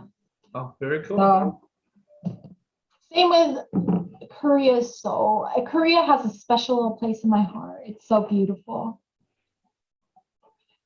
Is that like Powerade or is that water? This is water. I bought this huge water bottle so that I didn't have to fill my little travel water bottle like 5 times a day. It's smart, you gotta drink water, it doesn't matter if it's cold or not, but The water's not good up here either. Like the water out of the sink, it's like it smells kind of eggy. oh, well, Like do you it's have a just not. filter pitcher, like a pitcher where it has a filter on it? We just buy water bottles, bottled water, and then we recycle them, which is fine. But it's different. That's not how Utah is. No, eggy smell is not good. That's something wrong with your well water there.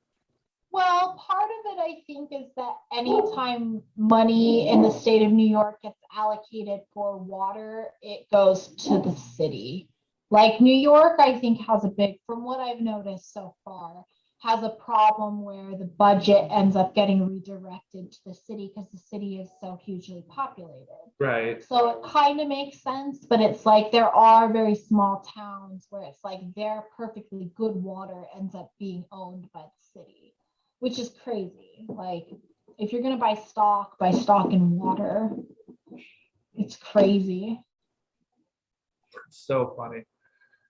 Life is crazy. So yeah, I can't believe it's taken us this long to like I know. have a conversation, just like, over the last like couple months. I know. I put it off for long enough. We might as well have a long conversation. Yeah, I'm having a good time. So, I am too.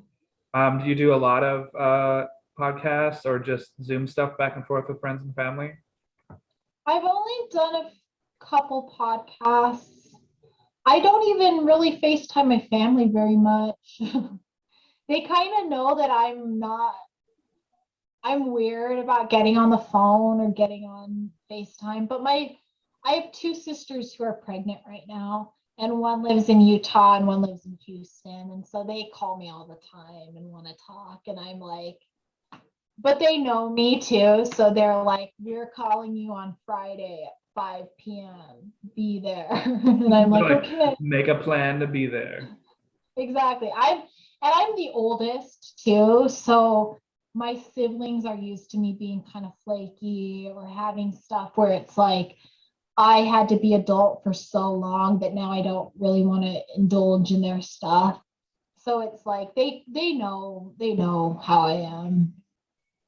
But That's I'm the fair. nicest too.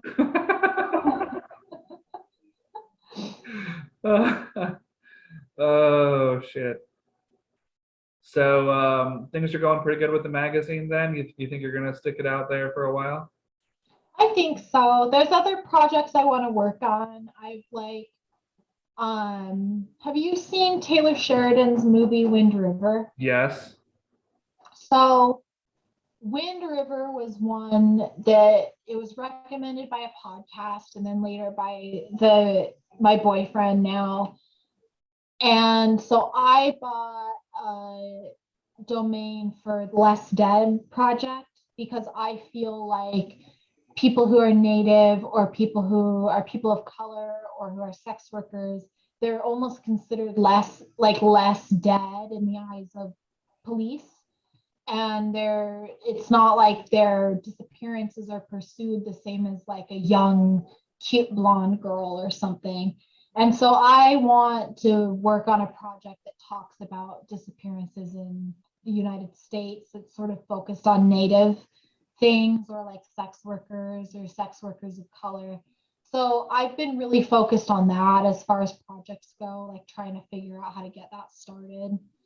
But then it's like I also got obsessed with the show Ozark. That's so good And too. it's so I'm already good. like all the way through 4.5. I'm just waiting for the back half of 4. So are we, and we love it. But it's like I really would love to like apply for a grant and actually go to the Ozarks and do some kind of like interview and photography project where you're talking to real people about the actual issues that exist. So it's like I really want to do a lot of projects in the next maybe like 10 years that focus on like people and their stories, but that also focus on like poverty and classism and stuff like that, and the way the system has kind of done them dirty. So I've been more focused on that than anything else very recently. That's great. Sounds like you Although got I a, should write my own stuff too, but I mean, I'm rooting for you to do that because I know you've done it already and you've got the talent and you clearly have like a life experience to like, once you can find the time or make the time to funnel it out, it will come out pretty easily. it was funny when I left my ex-husband, I was 21, and I used to tell people that I've been married, I've been divorced now, and I've traveled all over the country and all over the world. I have a kid, I've graduated. So I can basically do anything now because I fit all of it in under 21 years old. So, It's true. It's so true. who gives a shit now? I have all this experience. Exactly. It's just all about finding the time and the desire. I mean, I guess you're just at a point now where you just got to follow your bliss. Exactly. Yeah. Well, and my boyfriend has been doing he's with his most recent novel that he wrote, he's been looking for actual agents rather than like self-publishing. And I'm a lot better at marketing than he is because I think a lot of authors get into this thing in their head where they're like, they don't want to look like a dick because they don't want to be like, buy my stuff, buy my stuff, buy my stuff. And so they don't market themselves as well as they should. So I'm really invested in his projects as well, which feels good to be like Yeah, it's common in ground a too. partnership where we're both invested in each other's interests. Yeah, That's yeah. nice. Good to But have that common ground. Yeah. exactly. And to get where each other's coming from creatively. It's Let me see nice. that glass of whiskey again. Well, it's gone now. I can pretend.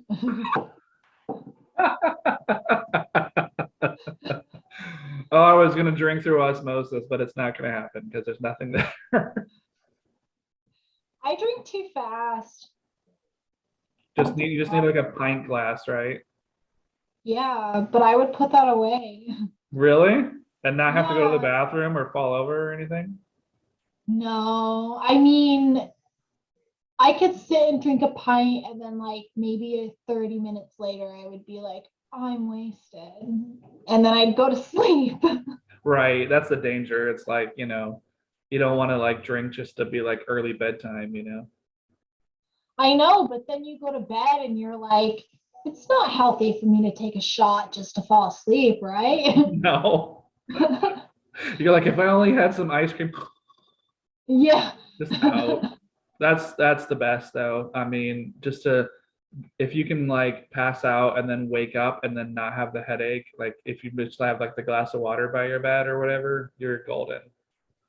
I started telling people when I was partying all throughout my 20s, every time someone would leave to go home, I wouldn't tell them to text me when they got home safely because I would be passed out by the time they got home. But I would be like, hey, remember that a glass of water before bed reduces your risk of heart attack. And I was like, I don't know if that's true. I don't know where that came from, but it's not going to hurt. No, water is You're just going good to on have any less any of a level, hangover right? in the morning. Right, and And it you're, prevents like heart disease, it prevents headaches. I need to definitely drink a lot more water as I've just had like nothing but well, I had water earlier, but a lot of caffeine just because we're going for it here. I don't know if we're gonna do like the Titanic version of podcasts or what. we switched to half calf coffee just because both of us have ADHD. And so I think it makes us focus better. Just for me, it's like being like a single parent, I don't have like somebody with me, at least not right now, that I can just kind of like pawn her like off on. It's like I Yeah. got to get up early and get everything ready and then like get her up, especially on like school days and stuff. But Yeah. lately, like weekends, I've been like letting her sleep in like really late, just because That's, if we don't have any like plans to rush out to do, then there's really no. And I let her stay up later, like on Fridays and Saturdays. So I do the same with my kiddo. Like she likes to go, um, my boyfriend's niece is her age. And so she always wants to sleep over on the weekends. And I just let her. I probably shouldn't let her as much as I do, but it's like so nice to just like have the morning. fuck yeah.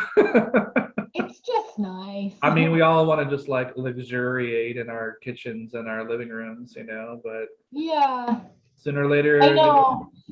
I will say that's one thing. People who are always going out and doing stuff, I'm like, don't you like your house? Like, well, isn't not it only supposed that, to but it's be like the I go thing you out like? places and I'm just like, what do you people do for money or whatever? Like the joke about, you go to a Coffee Bean or a Starbucks and somebody's there working on their future Academy Award winning screenplay. But Mhm. like if you go past the place later in the day, like 5, 6 hours later, it's the same people there.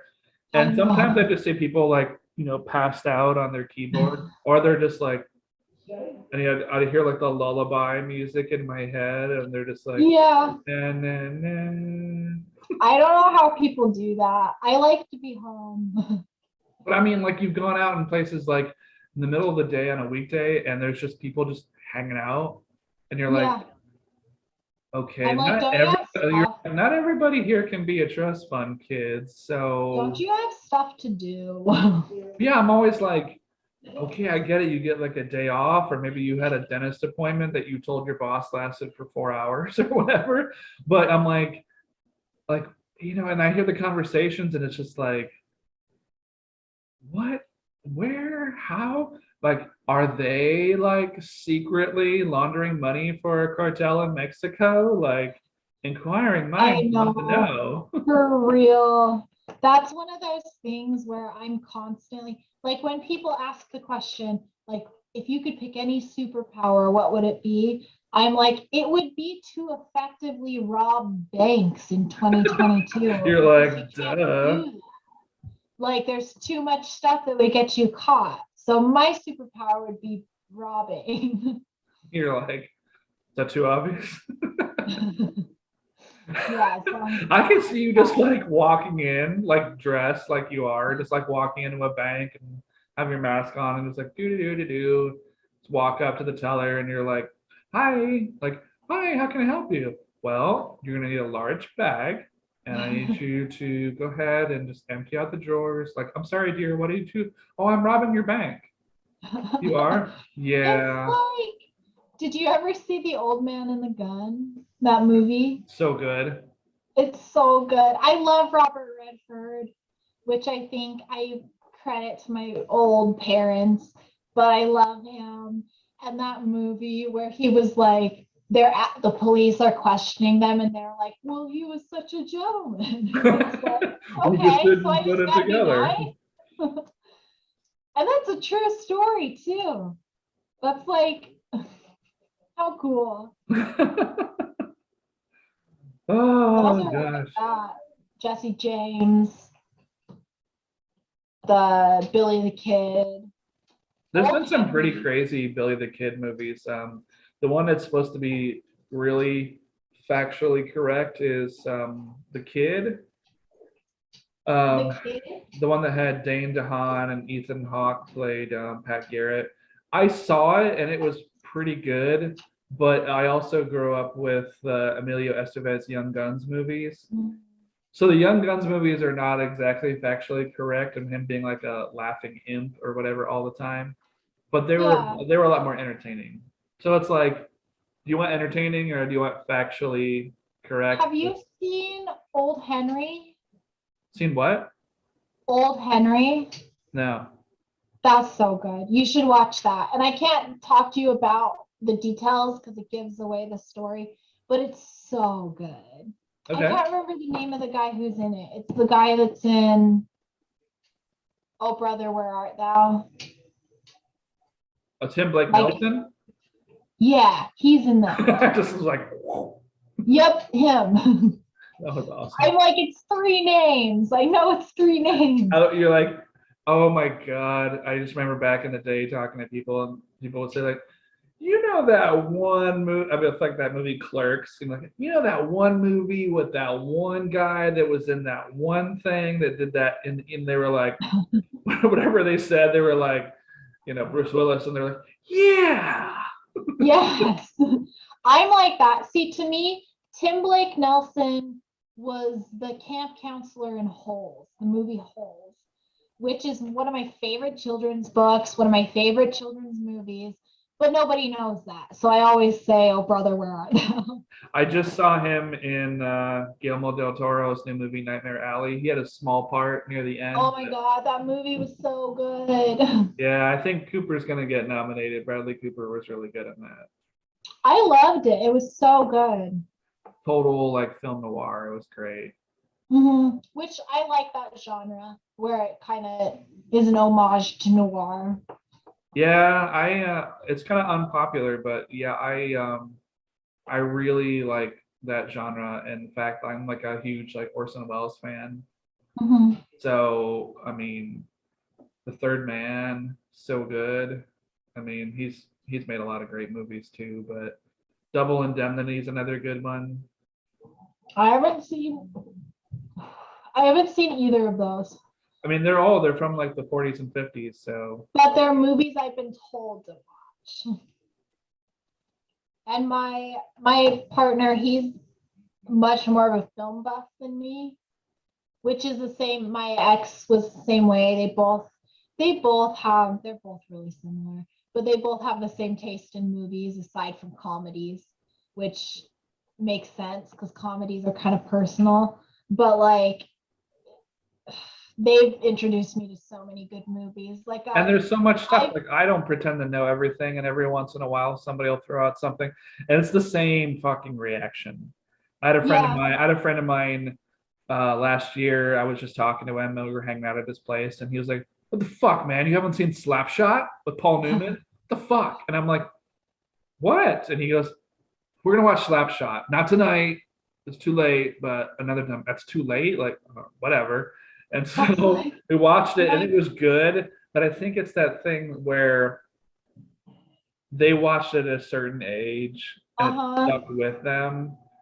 So That's outside of how like the I am with 70s movie like references, I was like, it's pretty good, you know? that's how I am with like I like old westerns because my dad used and I think that's why I like podcasts too, because my dad used to listen to radio shows with me because he's so old. But like we would watch westerns together and now I want to be like, watch this with me. But I'm like, it's not that good. I just love it. Yeah, yeah, westerns is funny. Like, it's definitely a dying genre, but one of It's my so favorite good. one of my favorites is 310 to Yuma, the newer version with Christian Bale Mm-hmm. and Russell Crowe. Have you seen that? Mm-mm. So good. Ben What's Foster. it called? 3:10 to Yuma. It's like the time Okay. 3:10. Okay. Okay. I know what you're talking about. I Yeah, need to so watch good, that. so good. And I know you. I don't think you sound like you're a science fiction fan, but Book of Boba Fett's a western. It's a science fiction western, but it's really good. I like some science fiction.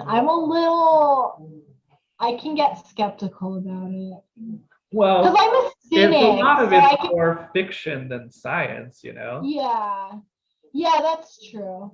I don't love all of it, but I like some of it.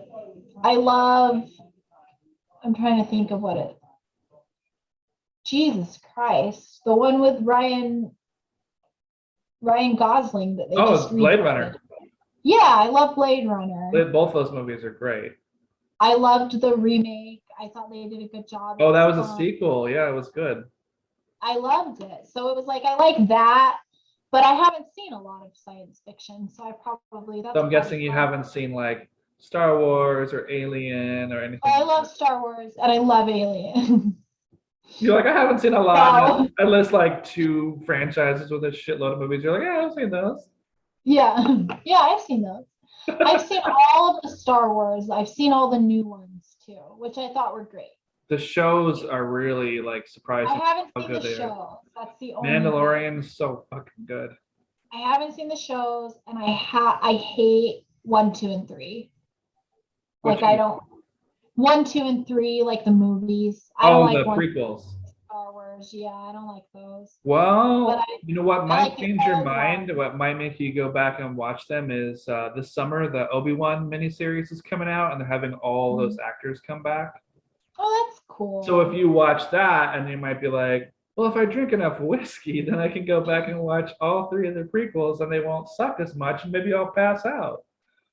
The worst part of the first three is that the third one should have ended when they have that side shot of Vader's mask and he takes that first breath. But then it goes on to explain, and it's like, we know, like, just end with that. That would have been so good. And then they You went on know, and it what would have been even better, honestly, is if they show Palpatine showing up and rescuing Anakin, but we don't see what happens, and then Darth Vader just shows up later. that would have been Because good too. otherwise, Obi-Wan thinks the Anakin's dead, and then by the fourth episode, the original movie, he tells Luke, he's like, "Oh, well, he's more machine now than man," and it's like he never saw Anakin again after that. So it's like, well, how the hell does he know he's in the suit? So maybe that's what That's maybe true. that miniseries will kind of explain that because you're like, and also what sucks about Revenge of the Sith is where he goes back and picks up his lightsaber. But then in the original movie, Alec Guinness has this whole fucking monologue about your father wanted you to have this when you were old enough. And he goes through this whole thing, and like Luke is like testing it out. But in that prequel movie, he's just like, huh, almost I forgot that. know.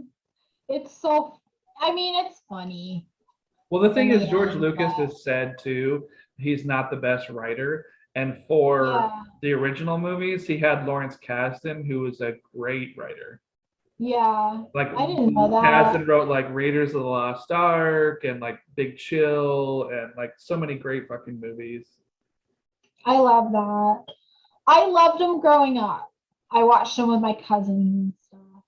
So I loved them. I remember seeing all the new ones in the theater Do you for ever the like first three. watch like old horror movies from back in the day where you kind of remember watching them and then you watch them now and you're like, the fuck was I thinking? And like, who thinks of this shit is like disgusting? And like, what is going on? Like the one where the creature, like the little goblin or something came out of the toilet. It was called Chud. I saw that was like on Amazon. It popped up or one. I'm like, oh, and I watched like 20 minutes of it, and I was like, so basically a monster that comes up to the toilet and eats your asshole. I'm like, You're like most of Generation Z would be like, oh yeah, well, what does the monster look like? it's so funny because you're like, now that I'm older and I'm thinking about like how movies are made or everything, I'm thinking like, what studio executive is like, this is genius. Let's put all I of our know. money into this.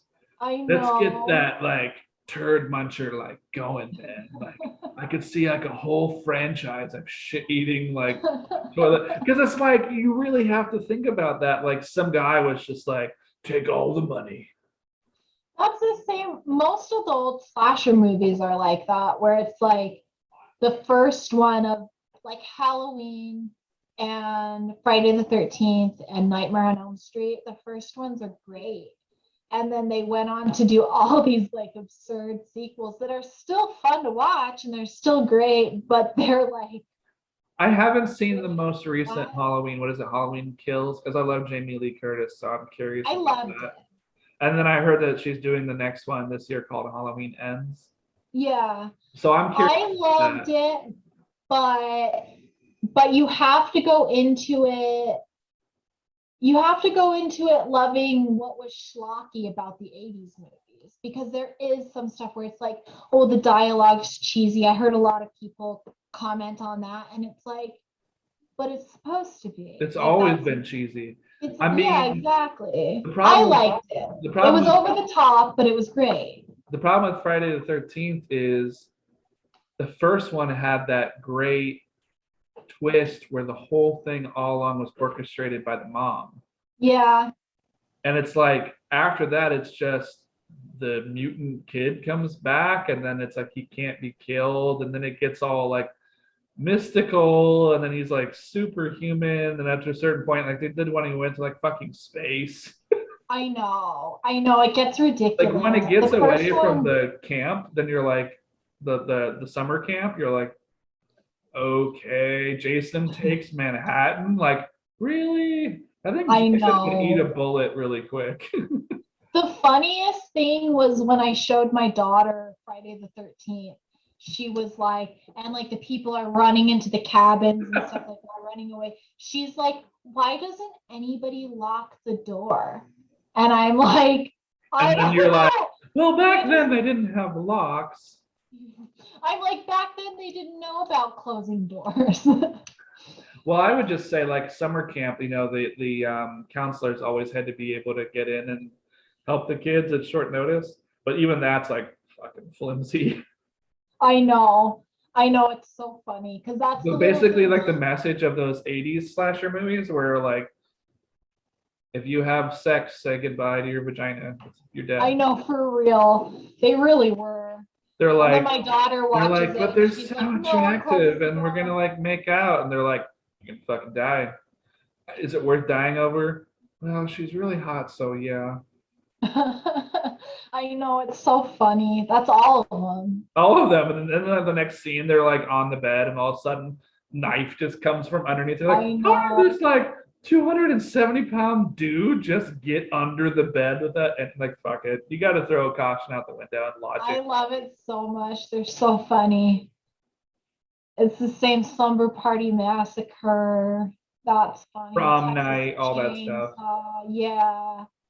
My Bloody Valentine. They're Or what's so that one? funny. Yeah, wasn't that the one where they had like the girl like repeat? It was like Groundhog Day, but a horror movie. I don't know. I And don't it's like she remember. had to like figure out who the killer was, and then she had to die at like the end of every day so she could come back and try again to figure out who the killer was. Oh, I know what you're talking about, but I don't know the name of it. It was like birthday or something. Mhm. But Death Day? again, like I get kind of frustrated as a writer because I'm just like, somebody said yes to that. Somebody was like, if you like Groundhog Day and you like stabby stab stab, That's how I feel about 50 Shades of Grey. Like that 50 Shades of Grey got published and it was like I've read better smut written by 15-year-olds on Harry and Potter it fan was fiction than that. fan fiction, right? Was didn't Yeah, she initially write it it was as a like Twilight Twilight fan fan fiction? fiction. It was Twilight, which was kind of funny because the author of Twilight is a Mormon, and a lot of the underlying stuff in there was about waiting to have sex. And then she, like, whatever her name is, They're Rose. like, don't have sex or you're gonna become a blood-sucking vampire. And she's like, but he's really hot. I know. I know. And then I just 50 Shades of Grey, it's like if the only way you can refer to a vagina is down there, you shouldn't write smut. You just shouldn't. Oh, I've never read them. Did she actually say that? Yeah, that's like all she says. I didn't read them, but I used to read this blog where the woman would read smut or like sex novels and she would make fun of it. And so I read all the excerpts she made fun of. And that was like all the only way she referred to sex was like, he touched down there. I felt down there. And it's like, oh, lady, like, You're you need to like, have this is not a working chat. for me. Like, don't Yeah. refer to your bosoms as chesticles. Yeah, yeah. I'm 30, I'm not 13. And they're like, but what if my husband walks in? Like, well, he's not gonna care if you're reading a book. I know. It was a huge testament to like how many housewives are sexually unfulfilled. So Yeah, they there were was like, lock the door and start the Kenny G or whatever. a I know it's true. But that's one thing where I'm like, how did this get published? But then And then the I thing know is like so many once great that one writers. hit, they were like, do you have another one? That she was like, do I? Exactly. But it's, I don't know. It's a shame what gets It money is and it behind it. isn't. It is and it isn't because as writers, we're like, really? And there's that professional jealousy, but then there's that kind of what am I trying to say here? It's kind of like a thank you, kind of like the Stephen King thing I said earlier, where it's Mm, like, thanks for doing that so that I don't go down that road like halfway and then somebody does yeah, it and you're like, well, then they're not going to want mine that's in the same vein. I better just that's stick to, true. you just stick to what else you're working on that's nothing like that. And then you're like more likely because then there were like the copycat people that put out books that were similar and they're never going to sell as well as the 50 Shades book. No, no. 50 Shades of Grey. And I don't know if she ever did anything after those three books either. I don't think she did. I don't think she had to, but maybe she was just like, No, I just want to retire and live in Ibiza. I don't know. that's what I would do. You're like, why the fuck not? And why isn't there It's more the whiskey in same. my glass? You're like, It's the same. It's the same when you hear rich people building these like absurd homes, and it's like, why don't you just buy an apartment in every city that you love instead of building a gigantic house for two people? Like, there was a lot of Mormons in Utah did that too, where they have like 8 kids, and then as soon as the kids are out of the house, they go from their like 3 bedroom home and they build like an 8 bedroom home for them, like the couple. And I'm like, what are you doing? Like, it's the bragging rights. It's the look how much money we have. It's oh, we I are fucking bored with our lives, so we have to just invest. It's like what is it called here in Northern California? William Randolph Hearst Castle, where oh he yeah, got so bored he would like change the style of each section of the, and it got I to know. be a fucking mess and disaster. To me, it was kind of cool to walk around and being like, I can't even fathom how many like this might be like $1 billion house, like billion. It's just so Oh much yeah, secret passageways, gold plates in the tiles of the swimming pool, like so crazy. secret basement theater where he'd have like movie stars come up and act out plays and costumes that he gave them. That's It would so literally be crazy. like, and they'd do the play for him, like famous, like Cary Grant, like Charlie Chaplin, like insane. That's wild. I don't, That's like, there's a hotel in Salt Lake, the Grand America Hotel. And I remember because I got pregnant when I was in my senior year of high school. So I transferred to an alternative school. And I remember going there on a field trip, and they were like, this is how much all the rooms cost, and all of the little crystal things hanging on the wall are $1,500 each. And I'm like, why are you telling a bunch of like a room full of single mothers who like are teenagers and barely getting by? Like the only thing I thought of the whole time was like, how do we steal some of those crystals? Oh my God. Meanwhile, it's these rooms I'll never, it's not only that I can't, like, even if I could afford to stay there for like a week, I wouldn't, you know, I don't get that. That's like in Japan, I stayed in hostels the whole time. It's like, I don't understand spending the extra money when you can use it to like buy good food or buy new clothes or something else, like anything else. No, and it's maybe one of us will win the lottery someday and we can tell the other one, this is what it's like to not care. I know. I know. That's like when someone gets elected to be president, I think they just take them in a room and they're like, here's all of the shit that's actually going on and why you can't fulfill any of your promises. And it's like, Welcome to Area 51. This is where we get our Apple Store technology from. I know. Area 51. You should take your daughter to Meow Wolf in Santa Fe. What's That's that? it's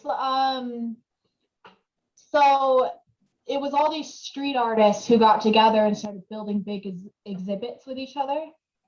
And then there was this abandoned, like, old bowling alley. And George R. R. Martin, who's from Santa Fe, ended up buying it for these artists. And now you go there, and when you walk in, it's like the face of a house, like a porch and everything. But you can like go through the refrigerator or like under the fireplace, and it leads you to all these like different dimensions. And there's a whole story behind it, but it is so cool. I took my daughter there once and we were there for like hours, and it's just so much fun. But I bet your daughter would love that. I bet she would. I mean, it's tough to say with kids because they, and maybe your daughter's the same way, they love the idea of going on an Mhm. adventure and stopping along the way and getting snacks and drinks and eating out. And then sometimes when you get to the destination, they're all just like 15 minutes later, they're like, oh, okay. Okay. Yeah, that's true. The only thing about Meow Wolf is that it is very Instagrammable. So you can take a lot of photos and Oh, it's that's fun cool. too. So I like it. It's like a very interactive art exhibit. And it's like I loved the history of it in the art, but my daughter was just like, this is cool. This is cool. Let's take pictures of this and this. And I'm gonna it was you could even slide down the like laundry, the washing machine, and it's a slide that goes into another Well, part that of sounds it. pretty awesome. It's so fun. Santa Fe So is cool. I guess we've been talking for a while now, so I guess I can kind of tell you a couple things. So I feel like I almost know you. And don't take this the wrong way, because I'm going to do the same thing tomorrow with the lady that I'm interviewing tomorrow. Is that due to some life events that I'm going through, and then my co-host, she hasn't been able to even do the show for ooh, 2 months since before Christmas. We're gonna put the show on hiatus for a while. Mhm. So don't worry, we didn't record all this stuff for nothing. I'm still gonna upload your episode to the site. It'll probably be the next Friday. And then the Okay. woman I talk to tomorrow, it'll be the Friday after that. And then Okay. it's just, we can even talk about it like off camera if you want. It's just need to focus because I've kind of been like doing this like on Oh yeah. weekdays and stuff, and it's not so good. I need to like focus on some other stuff, but I didn't want you to like be like surprised when because I'll probably make an announcement, or either Jenna or I'll make an announcement on I think probably me because she's got way more serious family stuff going on, and we'll come back and do it like sporadically, Mhm. but I definitely wanted to like have you be like one of the last people before because we've been trying like so hard to like get you on the show. I know. Sorry, I suck. You don't suck. You're awesome. I mean, shit, you spent like your entire like Saturday afternoon with me. I know, it was so fun and easy. I I mean, get so ner I get so nervous about stuff like that. Like I'm like, really? I'm boring. It won't be. What? You I was whatever. the same. I was the same way when I was dating. I would like get on these dating websites and then I would like talking to someone and I would be like, I don't want to meet him because what if there's a lull in conversation? Like, what if I'm boring and I don't know it yet? I And so I would yeah, just never meet people do people. think that for sure. I mean, I've done that too, where I've gone on and it's like, have you done that thing where you got on a date with somebody? Might as well just fucking go down this road too. Why not? I mean, you've already drank the whiskey, right? So that you've gone on a date and you're like sitting across the table from somebody and it's like 5 or 10 minutes in. The worst is if they don't turn their ringer off on their phone and you're like, Oh I'm like, oh, you got a hot date after this? yeah. And the other thing is, like you were saying, you're like, so tell me about blah blah blah, and they're like, yeah, no, and you're like, oh, okay, all right. So, have you thought about like doing this or trying this? And they're like, yeah, I don't really like try things. I Like know. it's food. Like, what would you? And I did that. Oh my god, I went on a date with a girl, and it was just like fucking like pulling teeth to get information from her. And Yeah, it's the that's worst because it's like you awful. figure with the site or whatever, however you Yeah, met, that there's the profile things that you connect with that yeah. you've had. You figure you've had a couple text conversations or a phone call, and then you meet, and then after 20 minutes and it's like going south, do you ever do that thing where you're just like, get me the fuck out of here? Yeah, I've totally done that. And I've also done like, I've gone on dates with people and I've been like, well, now we're playing the question game. So you have to answer whatever question I ask Oh, and next. it goes And if, right. You're like, you're asking me about, cheese and crackers, but it's really sex. yeah, that's what the question game is. Pretty much. And you're like, Yeah. like, you know what? I mean, guys are different than girls, obviously, but pretty much some cliches are true. Like a girl pretty much knows within like 15 minutes if she's gonna sleep with a guy. True or false? I think that's true. And I've never, every date I've ever gone on, I've been like, I'm not gonna sleep with this guy on the first date. And then if we click, I'm like, we better sleep together because if we don't have good sexual chemistry, this is a waste of my You're like, time. yeah, what if we do that boring thing where we wait 3 to 5 dates and then And then like, we have bad sex. Like, yeah, where he's like, just the fold in my boxers. yeah, yeah. I don't know. It's a weird, hard place to be in because it's like you don't want to. I don't know. Guys are weird too because you don't want to be too slutty, but then it's also like I just want to know if we have good sex or not, and if we don't, we should just not talk to each other ever again. That's fair. I mean, but like I said earlier, though, I think that if it's going to develop into something else, it's like you got to be able to tolerate the person. You got to be able to have a Oh yeah, conversation. Yeah. I believe my belief is that most people are looking for three things, and they want someone they feel like they can be best friends with, someone who they have passionate sexual chemistry with, and someone who they feel a romantic connection with, which are all very different. I think if you can find someone who you are friends with and you have sexual chemistry with, it will always lead to romance. But I don't think the combination of the other things lead to that. Like, I think that if you're romantic and you're friends, you're always worried that sex is going to ruin it. And I think that, like, what's the other combination? Romantic, I don't remember anymore. Yeah, I don't think the other things lead to each other. I think that good sex and good friendship is sustainable. I don't think anything else is very sustainable. No, and it's not to like pour water on some of that, but it's like most people don't want to hear this, but Valentine's Day is kind of a bullshit made up thing where romance is great, but it comes and goes.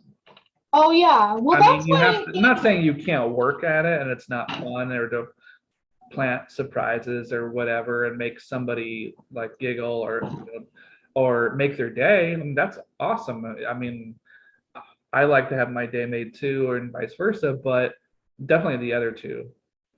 well, I think that's even like you're not always going to feel romantic towards your partner, but if you can be friends or have good sex or both, you can get back to feeling romantic. I don't think you can really get through the other One stuff. of my one of my friends had a really great take on relationships, which was I remember asking him like a girl that I had dated most recently. I was like how do you know it's like going really well and like you've settled in and like it's gonna last a while? And he was like, have you farted around her? And I was like, I think so. Has she farted around you? I'm like, yeah, I think so. Dude, then she's a keeper. I'm like, really? It's that that simple? that is what my boyfriend said when we first met Oh, each other. really? Yeah, and I was like, no, that's not possible. But he swears by it, and I think that that's true. I mean, it sounds I so, think you should be able to fart in front of each other, but you should refrain from shitting in front of each other. yeah, because that shit does stink. Yes. People think that it doesn't, but it does. And it's like You need, nice. sometimes you just need that like a couple minutes of Zen privacy to like, let me flush out my Exactly. system, wash my hands, then we can continue our conversation. That's where the privacy stays in the relationship. Right. I don't The get that rest of like it, sitting on the edge of the bathtub while my lover takes a dump. It's just, I don't think I would even want to. Like no, I would be like, I have shit to do, man. like watching you like push one out. It's adorable. I could just imagine looking at the girl and being like, as adorable as you are, like I don't want to see your grumpy face as you're Yeah. pushing out. Like Yeah. I like a lot of your faces. They're adorable. That one is maybe just That one's for you. India's private time. Yeah, that's That your face is for thing. her in her mirror alone. Yes, exactly. That's where the privacy stays. But man, if you had told me like a year before I met my boyfriend that I would not give a shit about farting around him, I would not have believed you. Because you're like, I saved up so many farts. I think that all the time. Really? Yeah, sometimes I'm like, I was so weird about farting around people for so long that my body doesn't know how to fart. And then I'm Girl, like, you're this gonna is explode. well, I'm okay now, I'm but like worried for you, like, did you see a every doctor? once in a while I'm like, you have some issues. Like there's some trauma there. Like, should we push on your stomach? Let's make sure we get them all out because not good to carry that around. Yeah, Are you a exactly. balloon? Like, let It's it all rip. Just let it go. I know. I think the first time I farted in front of my youngest sister, she was like, we've known each other for 22 years, and that's the first time I've ever heard you fart. And you're like, you're welcome. I know. I was like, thanks. Like, I'm glad I'm the most polite person you've ever Yeah. met. You're like, I'm so glad we had this heartfelt moment. And to top that off, just thank you. I know. It's so funny.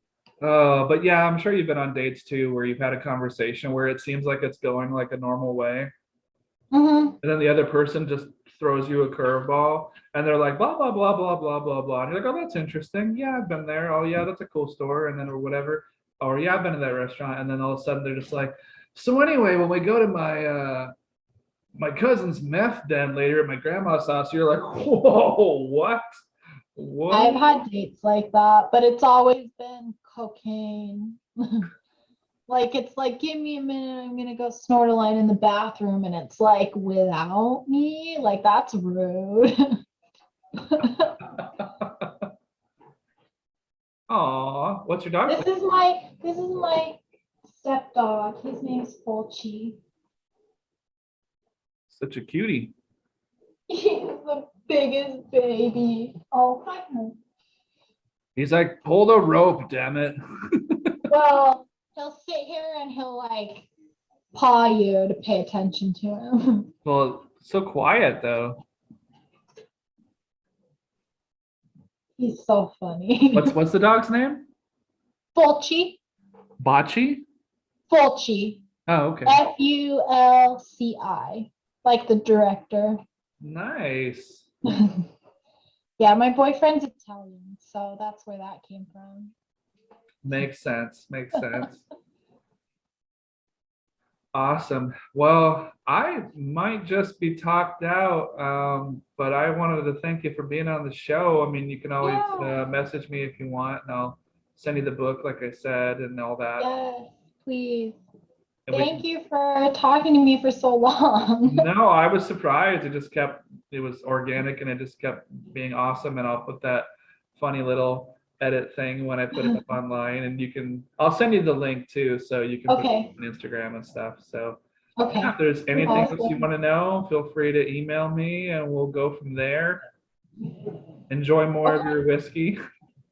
I will. Now that it's an appropriate time to drink it. Right.